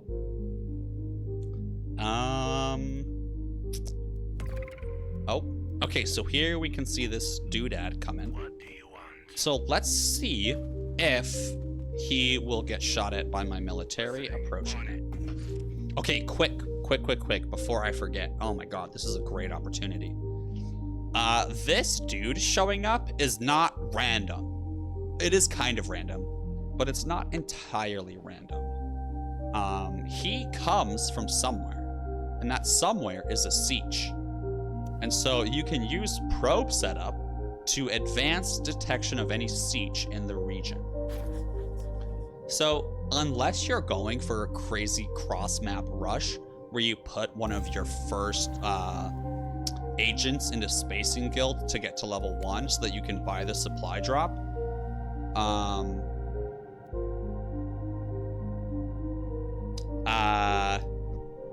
Beach Cat, don't yell at me. I told them it was unconventional. But I'm speaking from the heart here, okay? Yo, Ghosts! What's up, my dude? Welcome in. Welcome in, Beach. I just talked about how you're a pretty good player. That's definitely what I said, right, chat? Right? Okay, but really though, one area that I clearly messed up on that you guys can see so far is this point of interest that was investigated. I was not really paying attention, and it probably finished way earlier than what I just noticed. And that's another way that you can really improve your game, is paying attention to when your notifications pop up and really quickly just going over, managing them, and then sending your agents to work on a new one. So many players waste just days and days and days of their Arrakis agents doing nothing. And I do it all the time. So if you're ever mentally aware enough, that's always something to pay attention to. And then we got composite materials, not from researching it, but from that POI. It gave us 4 days, which happened to be enough to get this, which is fantastic, right? That extra plascrete is huge for us. So specifically, if you're playing a faction that doesn't get composite materials right away, that 10 plascrete is really nice to help flesh out your villages more. So if you do see a POI that gives you that early yellow tech research, typically it's a really good one to get. Okay, so we're bringing our units back now. They're gonna heal up a little bit. Another thing that I can call myself out on is my manpower usage, right? See how I got distracted and I just had extra manpower that I could have spent on training a unit. I could have had this unit probably fully trained by now. Yeah. Okay, so our dudes roll in. Wait, Artra, mostly busy with other things. No, not the free space on the PC. Dang, Artra, that's rough, dude. Yeah, I got a notification that my disk file space was running out. And so I went into my B-roll file footage, my unedited files, and I clicked the top one. I scrolled to the bottom, shift click, and I deleted all of it. So hopefully there wasn't anything that important in there. It'll be okay, right? It'll be okay. You live and you learn, right? If it was still sitting there, it probably wasn't that important. Not recommending that for you, you know? Okay, so we're recruiting the sniper. The reason I'm not gonna build another one is because I want this manpower to go to usage healing these doodads. Okay, beautiful. This POI, the Marauder Camp, is so amazing as a smuggler. As a smuggler, you can get 2 units for free just by sending a dude over. Now, these units never heal. They do not heal over time, but they last forever, I think. Or maybe it's just 60 days, but 60 days is so long. So I will drop what I'm doing with my weakest unit. Oh, wow, 4 months. Look at that. And so I will do this cute little trick here, where this manpower that I was gonna spend on healing this dude, I'll save that manpower to invest in healing someone that's closer to full health while this dude goes and captures these. That way, I keep as much manpower as possible dedicated towards units that are going into combat ASAP. So if you look, I did not deploy my harvester until 6 days before the contract happens. So let's see if I make it.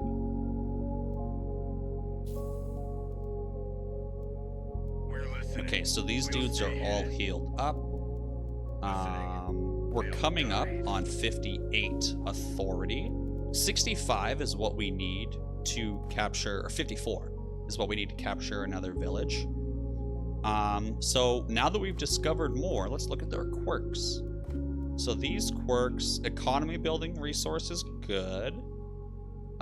Cheaper building cost is good.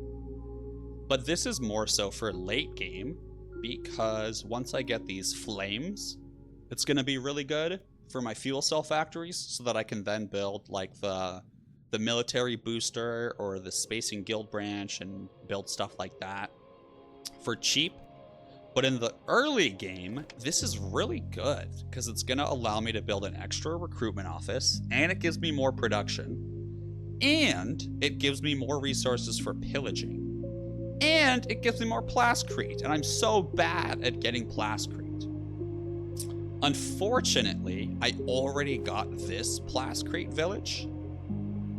And these quirks are not nearly as good as this one.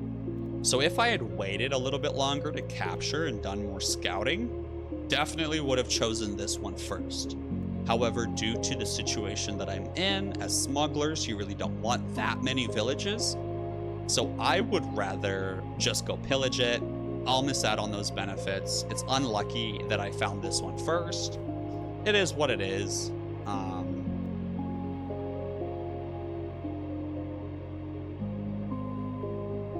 Wait, what's a smuggler only luxury?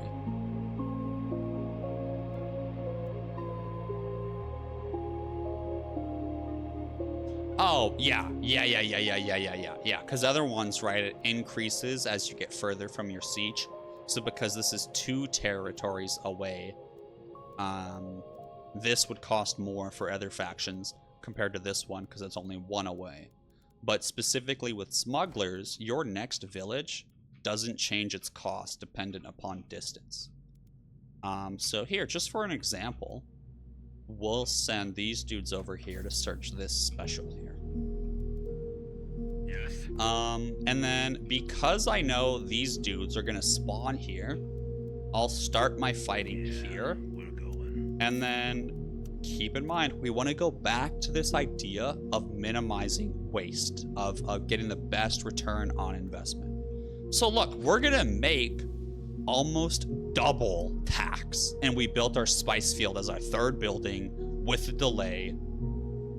Like, there's no need for all that extra spice early when you could get extra knowledge and extra manpower early, is my professional, because I'm a professional esports player, #1 in the world doing Spice Wars, right?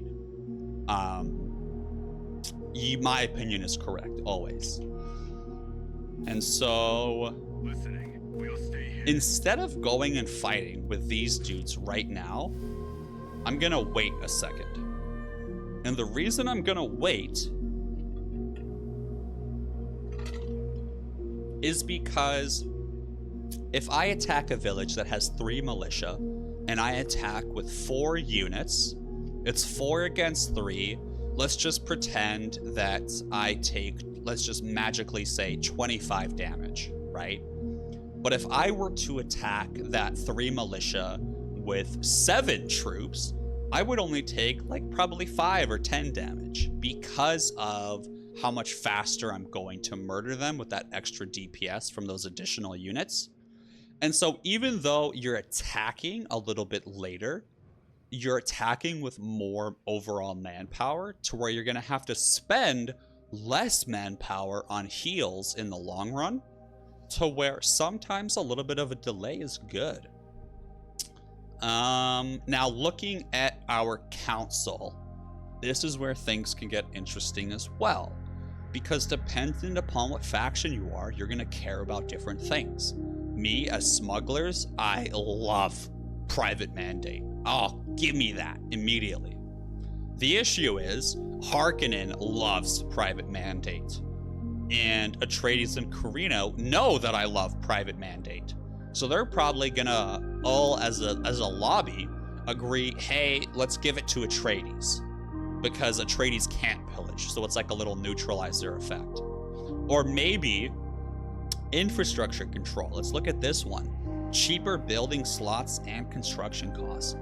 Carino is a tank when it comes to building things and expanding his village, and he goes crazy with it. Vernius also has some fancy ability where he can build more main siege buildings, more than one at a time. So if he gets this, it's really strong. And so if you're ever in a lobby with Carino or Vernius and this pops up early, definitely try to talk to the lobby.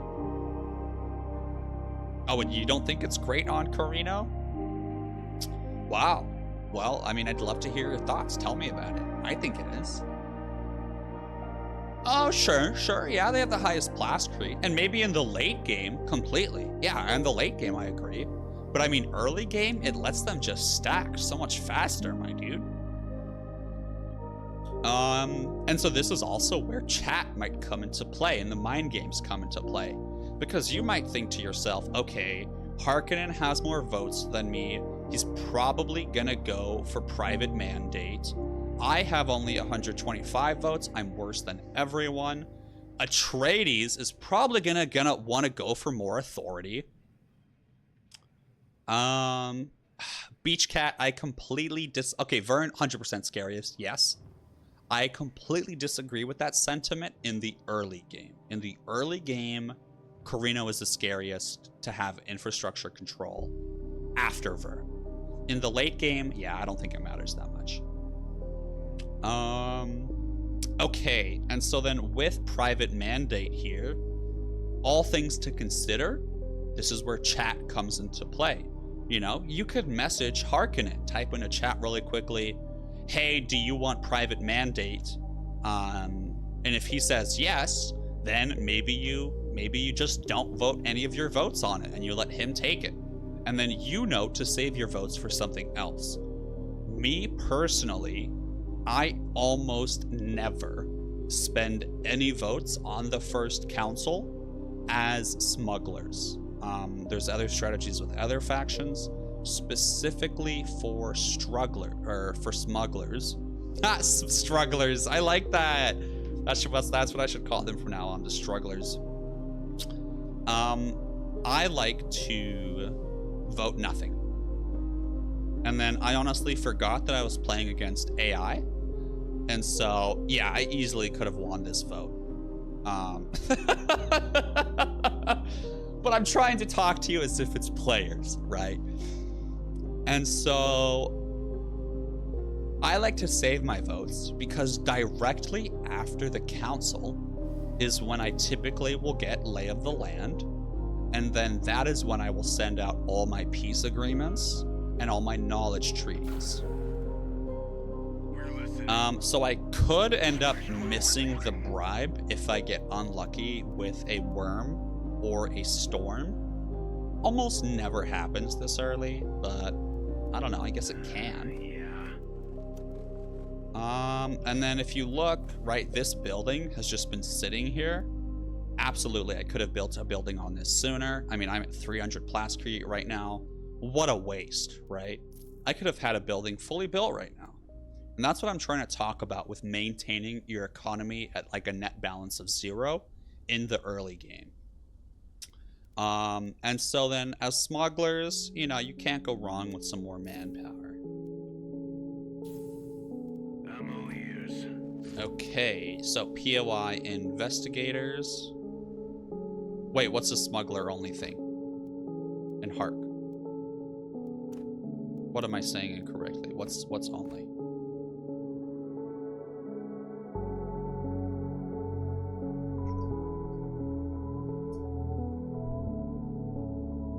What other villages can other factions can pillage? What are you talking about? Except for Atreides.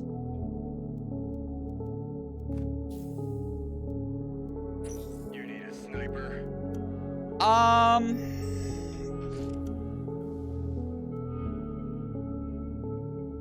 pillaging costs authority? No, it doesn't.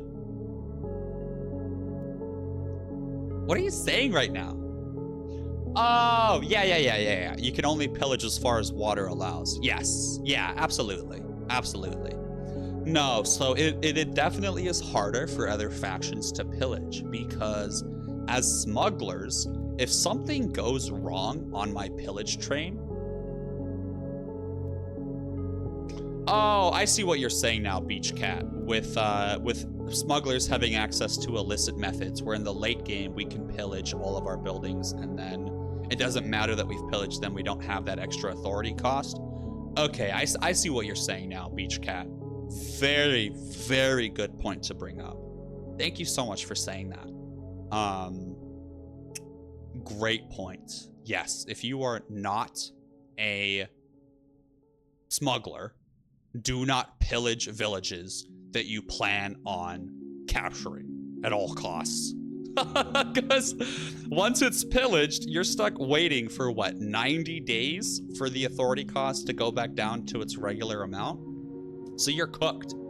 All the time when I play other factions, since I'm a smuggler main, I make this mistake, and then I'm not able to annex anything because all of it's double the cost because I've pillaged literally every village around my base. Yeah, so huge reminder. Thank you so much, Beach Cat. Dude, Mount T! Welcome in, my dude. Glad to have you. Oh, you were watching my YouTube videos. Cool, man. I'm recording one right now. This has been a breakdown of how to play, roughly, and how to improve your game a little bit. I'll be doing another video in this series that breaks down, like, all of the tooltips and is truly a beginner's guide to Dune Spice Wars and breaks down the terminology and how functions work and features. But for now, this is kind of a broad overview of the strategy of the game. Yeah, man, I really, really do like this game a lot. Nah, for sure, Beach, for sure. Okay, so... Dude, bet, Beach. Bet. Okay, so... Now that we have our units here, I am going to leave them here for just a second longer to let this sniper fully heal up, and then we'll get on our merry way. Okay, so we found this siege here. Plus 10 Solari percent production. Could be good. However, this village is not in a good position for me because it's touching a special, it's touching polar. I don't think I'm ever really going to hold on to this village. So I don't necessarily care that much with allying this siege to then eventually put in a dude here to get this bonus. So I'm not really going to be starting this trade for the 6 plascrete. I'm more so going to start this trade for the 6 plascrete because losing 4 water right now would be brutal for me trying to pillage a little bit and go exploring. So I'm going to hold off here on starting this exchange until after I've captured the next special that I want. And so Sandfall is going to give me more knowledge sooner. It has better water amount production, and it has that 40% cheaper building cost. Whereas if we look at Moondew, there's no water cost for buildings. So even though it's only 4 water, it's probably going to save me like 6 plus water in the long run. However, its quirks aren't that good for me. Really not that good. And so I would much rather be able to build more buildings sooner and also get this juicy economy building resource production so that when I do build plascrete and water, it's super good and it helps my knowledge sooner. Exactly, Beach Cat. Yes. So Sandfall 100% is the way to go early on. Absolutely. So knowing that and keeping that in mind, I can pillage this one. Whereas if I was thinking about this and maybe I would capture it as my 4th territory, maybe I wouldn't. But I don't plan on doing that. I'm going to try to be a little bit more aggressive, capture territories out here, and keep this in kind of what's known as your backline. And so traditionally you win the game by getting hegemony, up to 30k hegemony. And each special region gives you, if you hover over the tooltip, plus 1,000 hegemony. And so after you get this knowledge research upgrade, it's actually 1,200. And so by keeping this special in your backlands, backline, it prevents other people from getting it typically because it's far away from them. And at the same time, gives you an easy village to capture when you're at the end of the game, trying to get a bunch of hegemony really quickly before everyone 3v1s you to stop you from winning. Now, with this siege, as soon as I have pillaged, annexed, then I'll start the trade. That just makes sure that I have enough water to do all of this without anyone taking any unnecessary damage. So we just finished Lay of the Land. So this is where I send out all my knowledge and peace treaties. So keep in mind, right now, with my 2 villages, and both of them having a knowledge center built pretty much as fast as you can, I am making 8 knowledge. Well, this treaty just went through, so now I'm at 10. But by saving my influence and not spending it on that first council, I'm able to go from 8 to 12 almost immediately. That's a 50% increase. Yeah, that dude's gonna be fine. Let's just go do it.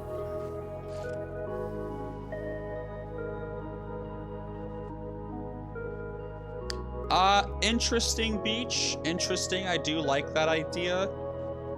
I don't like that because I like to save the peace treaties in order to make sure that if I want to attack them, I can. Because if I were to peace treaty Carino right away, I would have missed out on this easy early pillage. Or if I would have peace treated Harkonnen, he might feel more comfortable expanding out in my direction.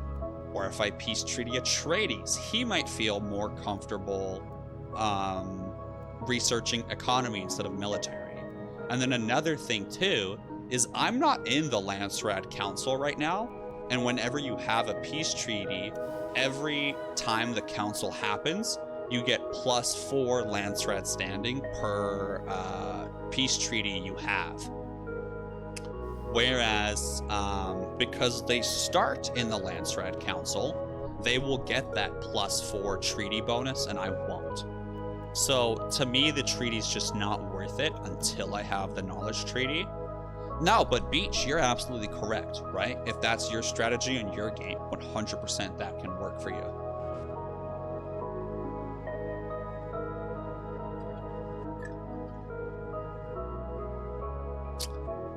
No, yeah, you get the betray penalty at 5k. Oh, you only get +2 influence at 5k as well?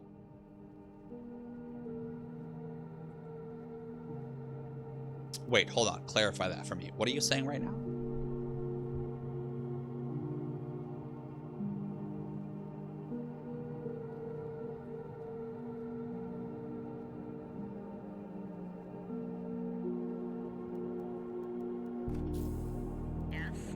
So yeah, this dude's just been sitting here wasting away. Yes.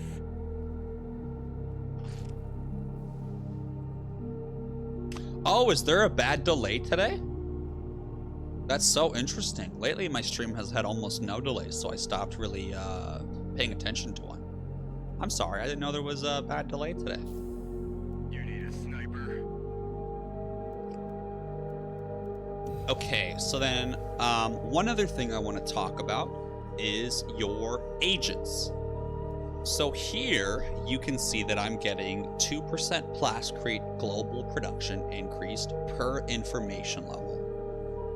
So what that means is that Arrakis is at level 1, So right now, all of my global plascrete production is going up by 2%.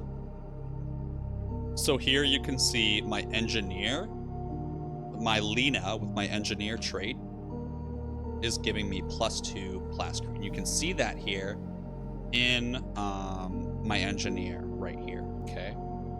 And then if we go back to our factions, 0.5 Solari production per information level. So this is at 1, 0.5 more. You go over, you see merchant plus 0.4, right? So right now, not really doing very much because we're only at level 1. However, this agent produces plus 20% of every field resource. So a field resource is one of these things.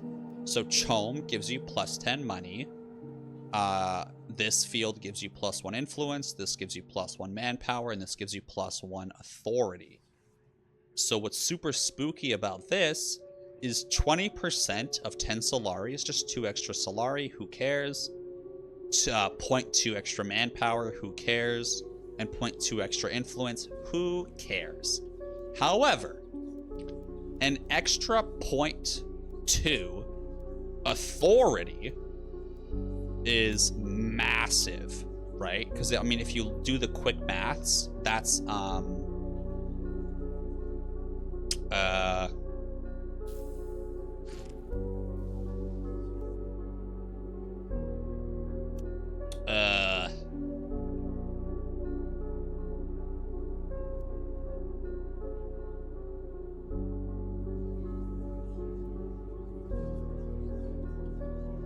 don't know. Hopefully you know what I'm trying to say. Okay, so then my third agent I like to always put on Spacing Guild, but I will rearrange them to put anything that boosts field resources, like Intendant, or I think it's Mentat that does 50. I will throw them into Arrakis. Later on, when I'm changing my strategy, I will reposition my agents more. But early on, it doesn't really matter, except that any 20%, any Intendants or Mentats go into Arrakis. If you hover over the conflict status on the top right, you will see what you get from it. Oh, wow, I had no idea.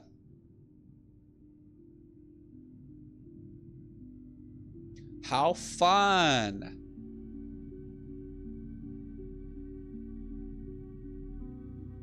Cool. I see. So yeah, you're saying you like that extra influence early. Yeah, I can see a reason for that with other factions, but I don't know. For my game right now, I don't like it. Okay, so then the last thing that I wanted to talk about before I get distracted again would be my probe setup. So somehow I found this siege. Oh yeah, I found it through the point of interest, which said reveal a siege. So the things that reveal a siege, reveal them in order of the ones that are closest to your base. And so earlier I pointed out to you how this dude that spawned was coming from a siege that had to be in this region.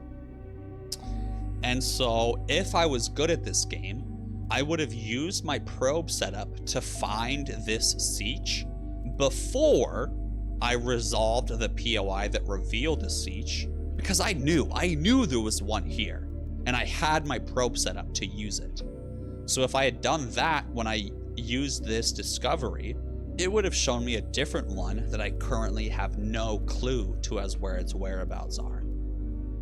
But with sieges, you know that they have to come from some sort of cliff, and they have to be at least one away from a main base, is at least my knowledge on sieges so far. So let me just throw my probe setup. I'm just gonna hold on to it. And the reason that I put my third agent into Spacing Guild, honestly, it's not for the manpower. It's so that I can get to level 1, so that I can buy this thing called the supply drop. And the supply drop gives me supply on all my units in a region, so that I can be very, very aggressive with my pillage train I can run out of authority. I can run out of water. I run a very low water game. And I don't think many people do that. So my strategy is also very different because of that. And then one thing with the techs is you can see what people have researched based on this little triangle down here. And so dependent upon who you're in research agreements with, it's better to get them sooner with these knowledge agreements. Not only because you get that +2 knowledge, but I'm also going to be researching these two 20% faster.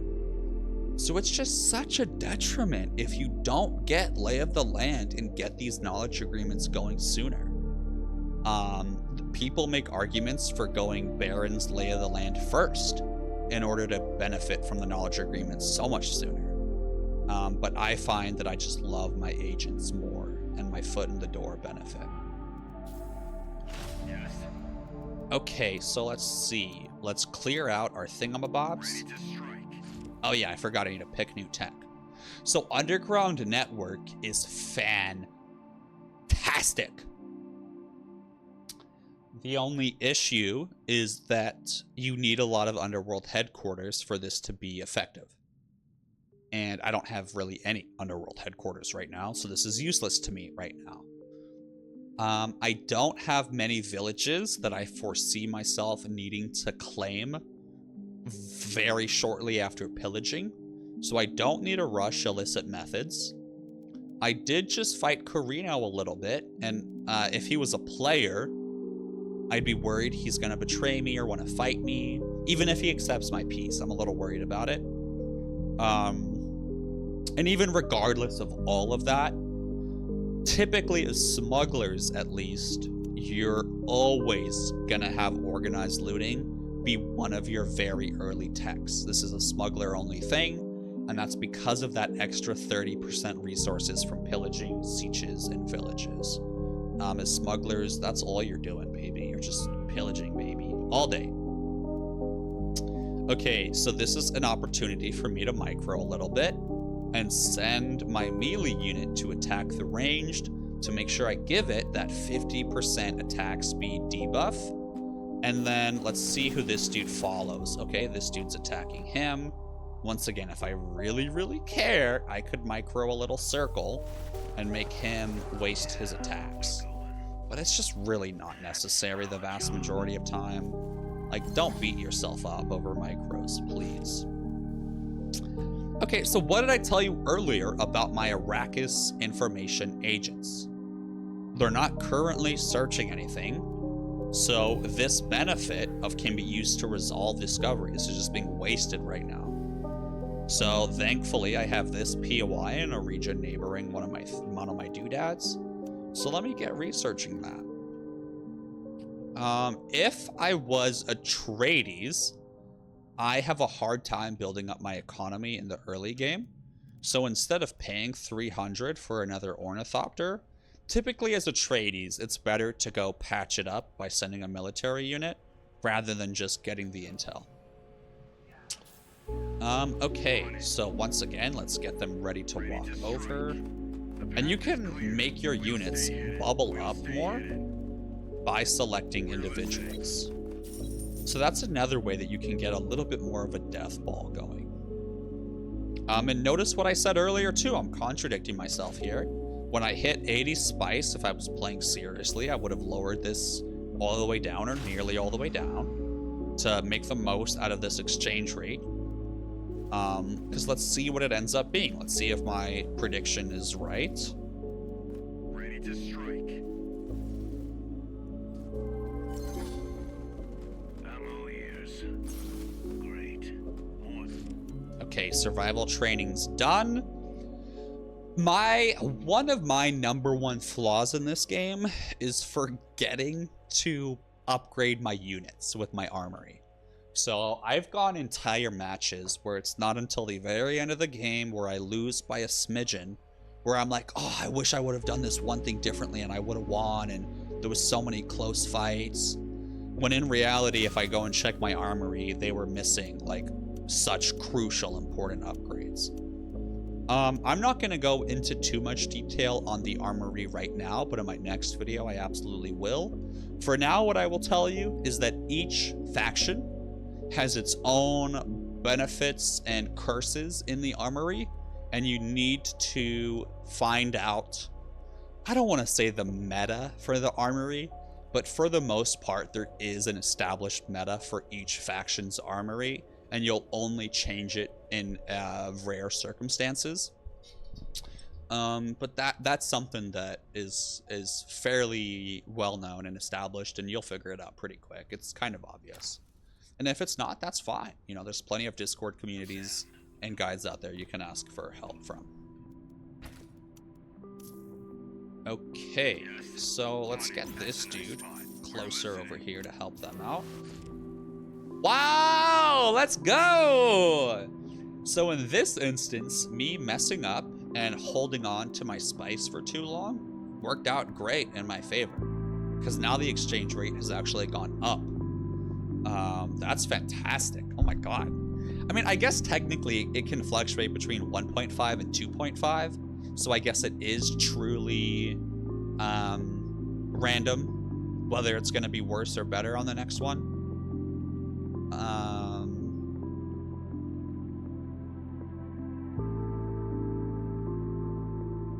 I'm honestly not sure if sliding this bar will affect the future exchange rate.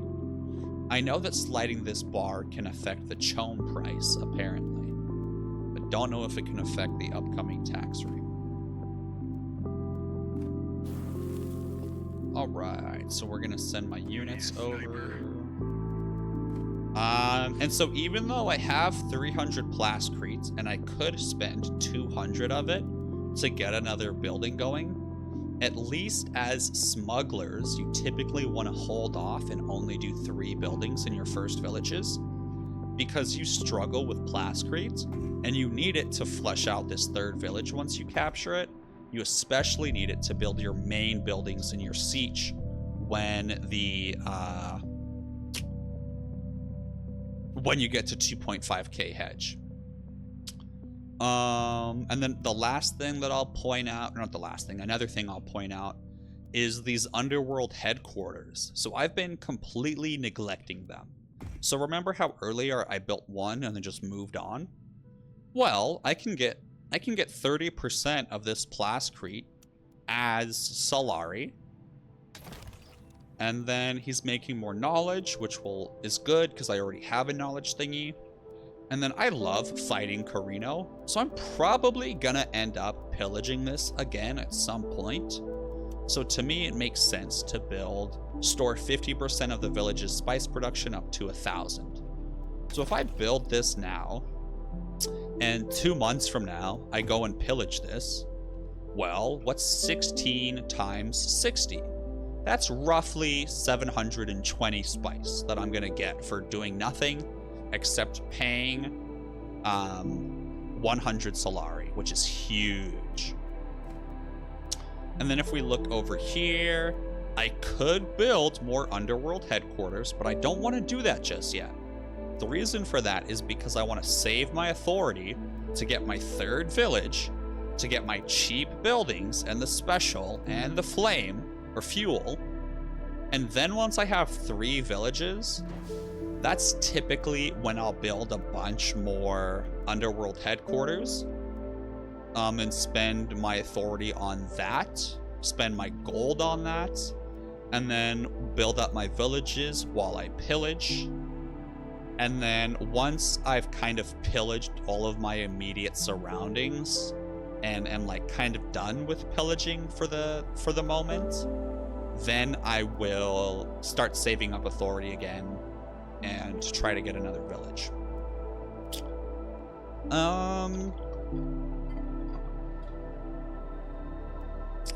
Okay, so let's continue this little path here. I'm not letting this guy waste any supply, and I'm also not keeping him in the middle of the desert where he could potentially get wormed. And now that he's with the crew, we'll send them to attack. So something else, you could be tempted you could be tempted to put an ornithopter to protect your harvester right away. That's something I did for quite some time when I started playing. But I had the realization over time that early on, there's really no point to doing that, because a worm typically doesn't show up for like the first month anyways, typically.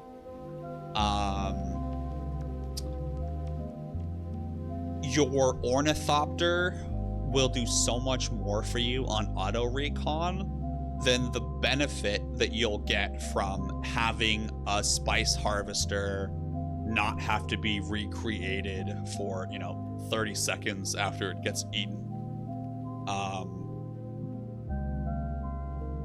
Yeah. It's so much better to have your ornithopters doing their thing.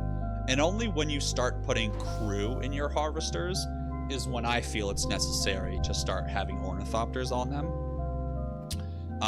Unless you're Atreides, I'm a firm believer in spamming ornithopters as many as you can until you have the entire map discovered and are happy with all POIs being found. That's my personal opinion. And only once I have everything discovered will I discard and dismantle several of them and go down to the bare minimum. And even then, I do this controversial thing that people laugh at me for, where I'll take my ornithopter, and if everything's discovered and I have an extra one, I'll have it follow one of my units around. Does it do anything? I have no idea. But even if it doesn't provide that early detection bonus warning like it does for harvesters, in my opinion, it still is good as a distraction, because people will want to click on your units to target them and focus them, because that's like typical strategy in an RTS, right? You want to focus fire on the most influential enemy unit and get rid of them as soon as possible. Well, if you're in this view, clicking on your army and trying to click on mine, it's a little bit harder to click on this ranked up sniper when there's an ornithopter hovering in the way. And at the same time too, if you're not paying attention to your units, I think some of them might by default just target this rather than target an actual enemy. I'm not sure if that's true though, because I know main bases will target units over ornithopters if they attack the base. But that is just one thing to consider. And then lastly, if they're an inexperienced player, they might not even recognize that it's just an ornithopter, and they might think that it's some flying unit, or they might not even pay attention to the symbol and just view it as, wow, there's 8 units there compared to my 6, when really it's 6v6, but 2 of mine are ornithopters. Yeah, for the most part, it's silly and it's a meme. But, it could have a benefit. Okay, but yeah, now we're just stuck sitting here until we get one more authority. And if I had gone around and built more UHQs, they cost authority, right? Like this one would have costed me 17. My units would be stuck sitting here for longer. So, as smugglers, but also this concept applies in general, you want to time when you spend resources, once again, to get the best return on investment on that time or on that resource. And so like in this example, let's say I'm Carino and there's a village I want to annex. It makes much more sense to send my units somewhere else to do something else, and then only go over here when by the time I've defeated the militia, I have the authority to cap it. It doesn't make sense to send my units, kill the militia, and then have them sit there for 15 days while I build up the authority. It makes so much more sense to either have them go collect POIs, or maybe do a little bit of scouting themselves, or even just like go and thwart Fremen spawns from attacking your villages, things like that. Okay, and then we need to kill militia. So you could even be strategic, and if you have one of these quests to kill militia, if you were waiting on authority to annex a village, maybe instead of killing the militia and sitting, waiting, maybe you kill the militia and then run away. And then while you're still building up the authority, you're able to do that 2 or 3 times, so that using one village only, you get your 8 militia kills, and then you're still able to capture it as soon as possible. Because they will respawn if you walk away and leave. Okay, and then We're listening. I do like to change my rally point so that it's more central later on. Okay, tech-wise, this is where, at least at Smugglers, you can go any direction you want if you're trying to mimic my Smuggler gameplay. It's entirely dependent upon not only the factions in the lobby, but also who the players are in the lobby, and also the vibe of the lobby. So if I get into a lobby, I will almost immediately message any faction that is not Carino or Atreides and say, hey, how are we going to handle the big guys? And if they're receptive to that and open, then, and they're my neighbor, I know I can be greedy and go for more green tech or more yellow tech, because we kind of have this agreement of, yeah, let's team up against the Emperor, you know? Whereas if I'm in between Harkonnen and Fremen and neither of them are responding to my messages in chat, and neither of them are answering my knowledge treaty requests and denying them, I am not researching anything but military, you know? So it's gonna change from here on out. But I would say if you're trying to learn Smugglers, this is a really, really good base default blueprint to then build off your own strategy from. And once you're more comfortable with them and have more of an idea of how they play and how you like to play them, then I would come back and adjust this and fuck with it. But if you want to get into Smugglers, this is a great starting path that I just walked you through. If I hadn't found any yellow tech, composite materials would be next. Right now, based off of how this game is looking,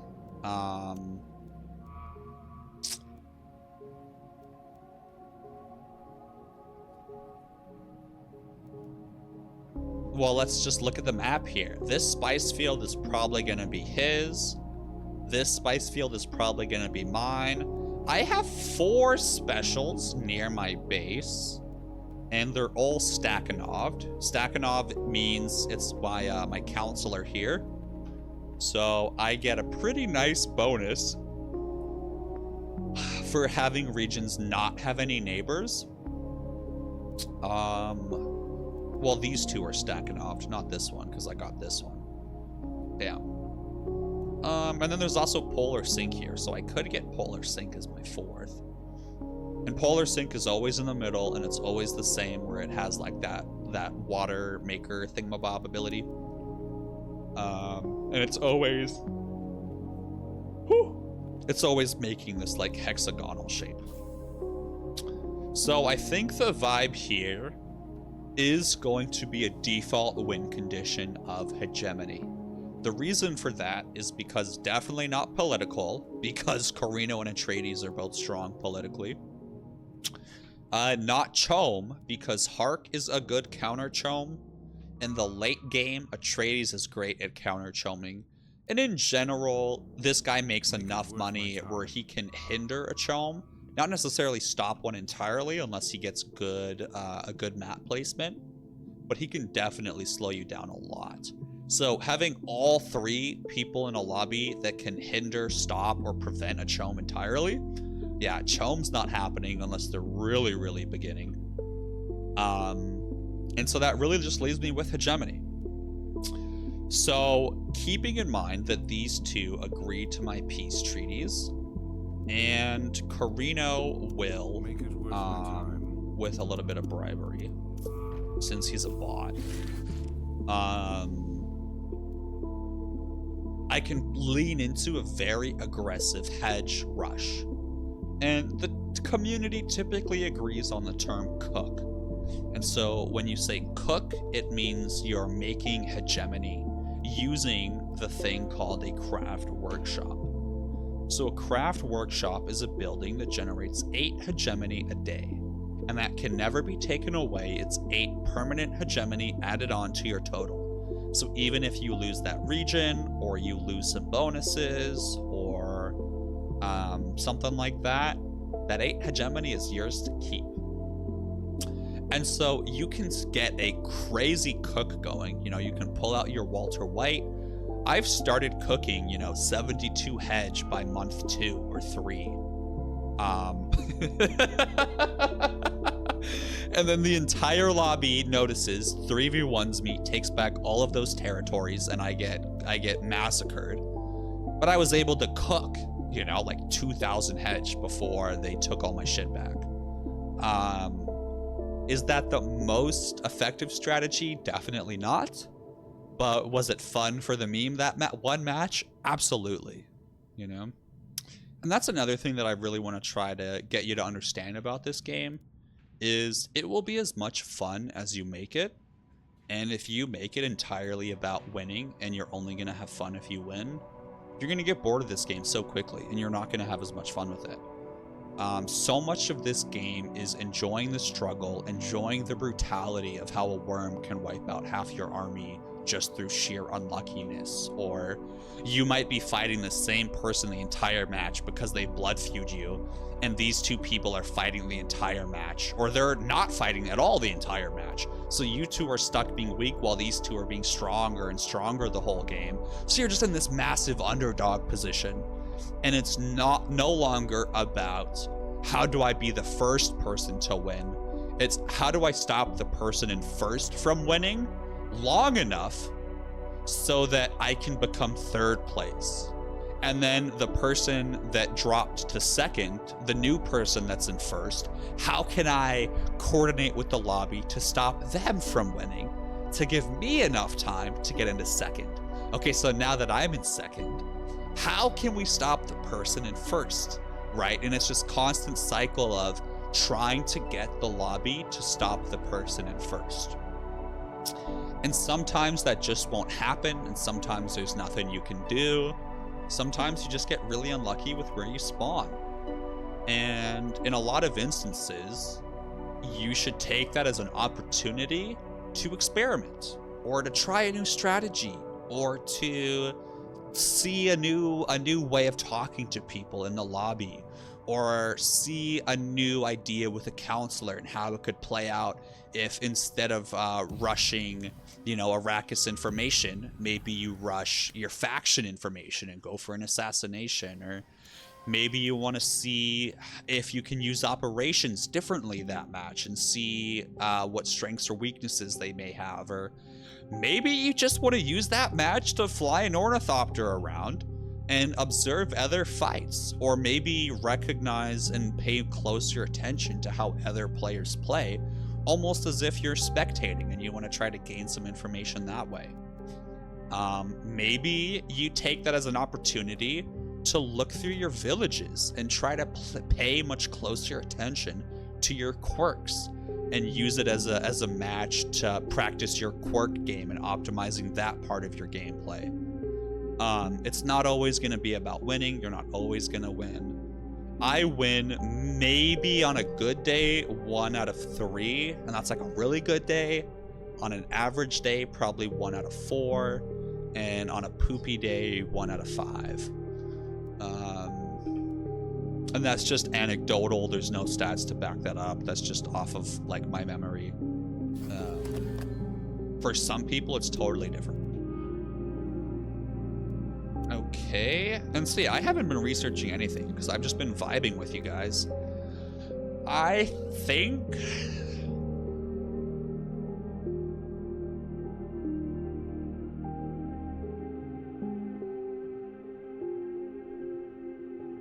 based upon my map placement and understanding that I'm going for a hedge rush and understanding that Hark is kind of far away, I will go for native customs and valuable trinkets and wonders of the desert. It's gonna be wild. It's gonna be a nasty rush. Or no, I don't think I'm gonna do that. I think I'm gonna go native customs, illicit methods, get a third person into Arrakis information, rush authority. Then I will rush my... I think I'm going to play the long game here. And I might rush economy to make sure that I can stop Hark's Chome in case Carino and Atreides are bad and Hark is really good. I don't know. I play such a preventative play style to where I don't really try to win first. I try to stop the person in first from winning, or I try to like be a hindrance for every win con, and then just point out the people that are winning and bug them a lot and make the lobby scared of them. Meanwhile, all the while I'm right behind the person in first. It's typically my strategy. And that is my attempted strategy, and it almost never plays out that way, and I get 3v1'd and crushed. But, okay, so that has been your first 30 days on Arrakis, everybody. We are coming up on month 2. I'm going to rehash that tech conversation. Going to talk more about this on the next video. I mean, we're coming up on 2.5 hours, and we're 30 days in. So this is definitely going to be a long series, and I look forward to sharing everything I've learned about Dune Wars with you as we continue. On the next video, we'll talk more about siege buildings and how to strategize that. We'll talk more about the mid-game 5k, 10k hedge. What you can expect from these 3 factions. We'll also talk about map placement and where you can kind of expect things to happen, how you can plan for the late game based upon what you see now. We'll also talk about general military strategies, a little bit of micro. We'll probably talk about special units a little bit, the armory some more. Maybe some more in-depth details on the charters and Lancerat Council and how to manage that. And that'll be a good amount for the next video. So yeah, we'll probably do that. We'll probably play on the next video for 3 months or something. I don't know, man. It all depends upon how much I talk about this stuff. You know, we'll see.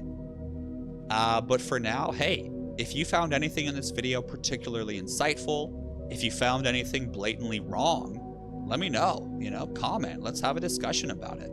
If you go to the Dune Spice Wars subreddit, I have a good post there that you can post tips and advice for about your favorite faction.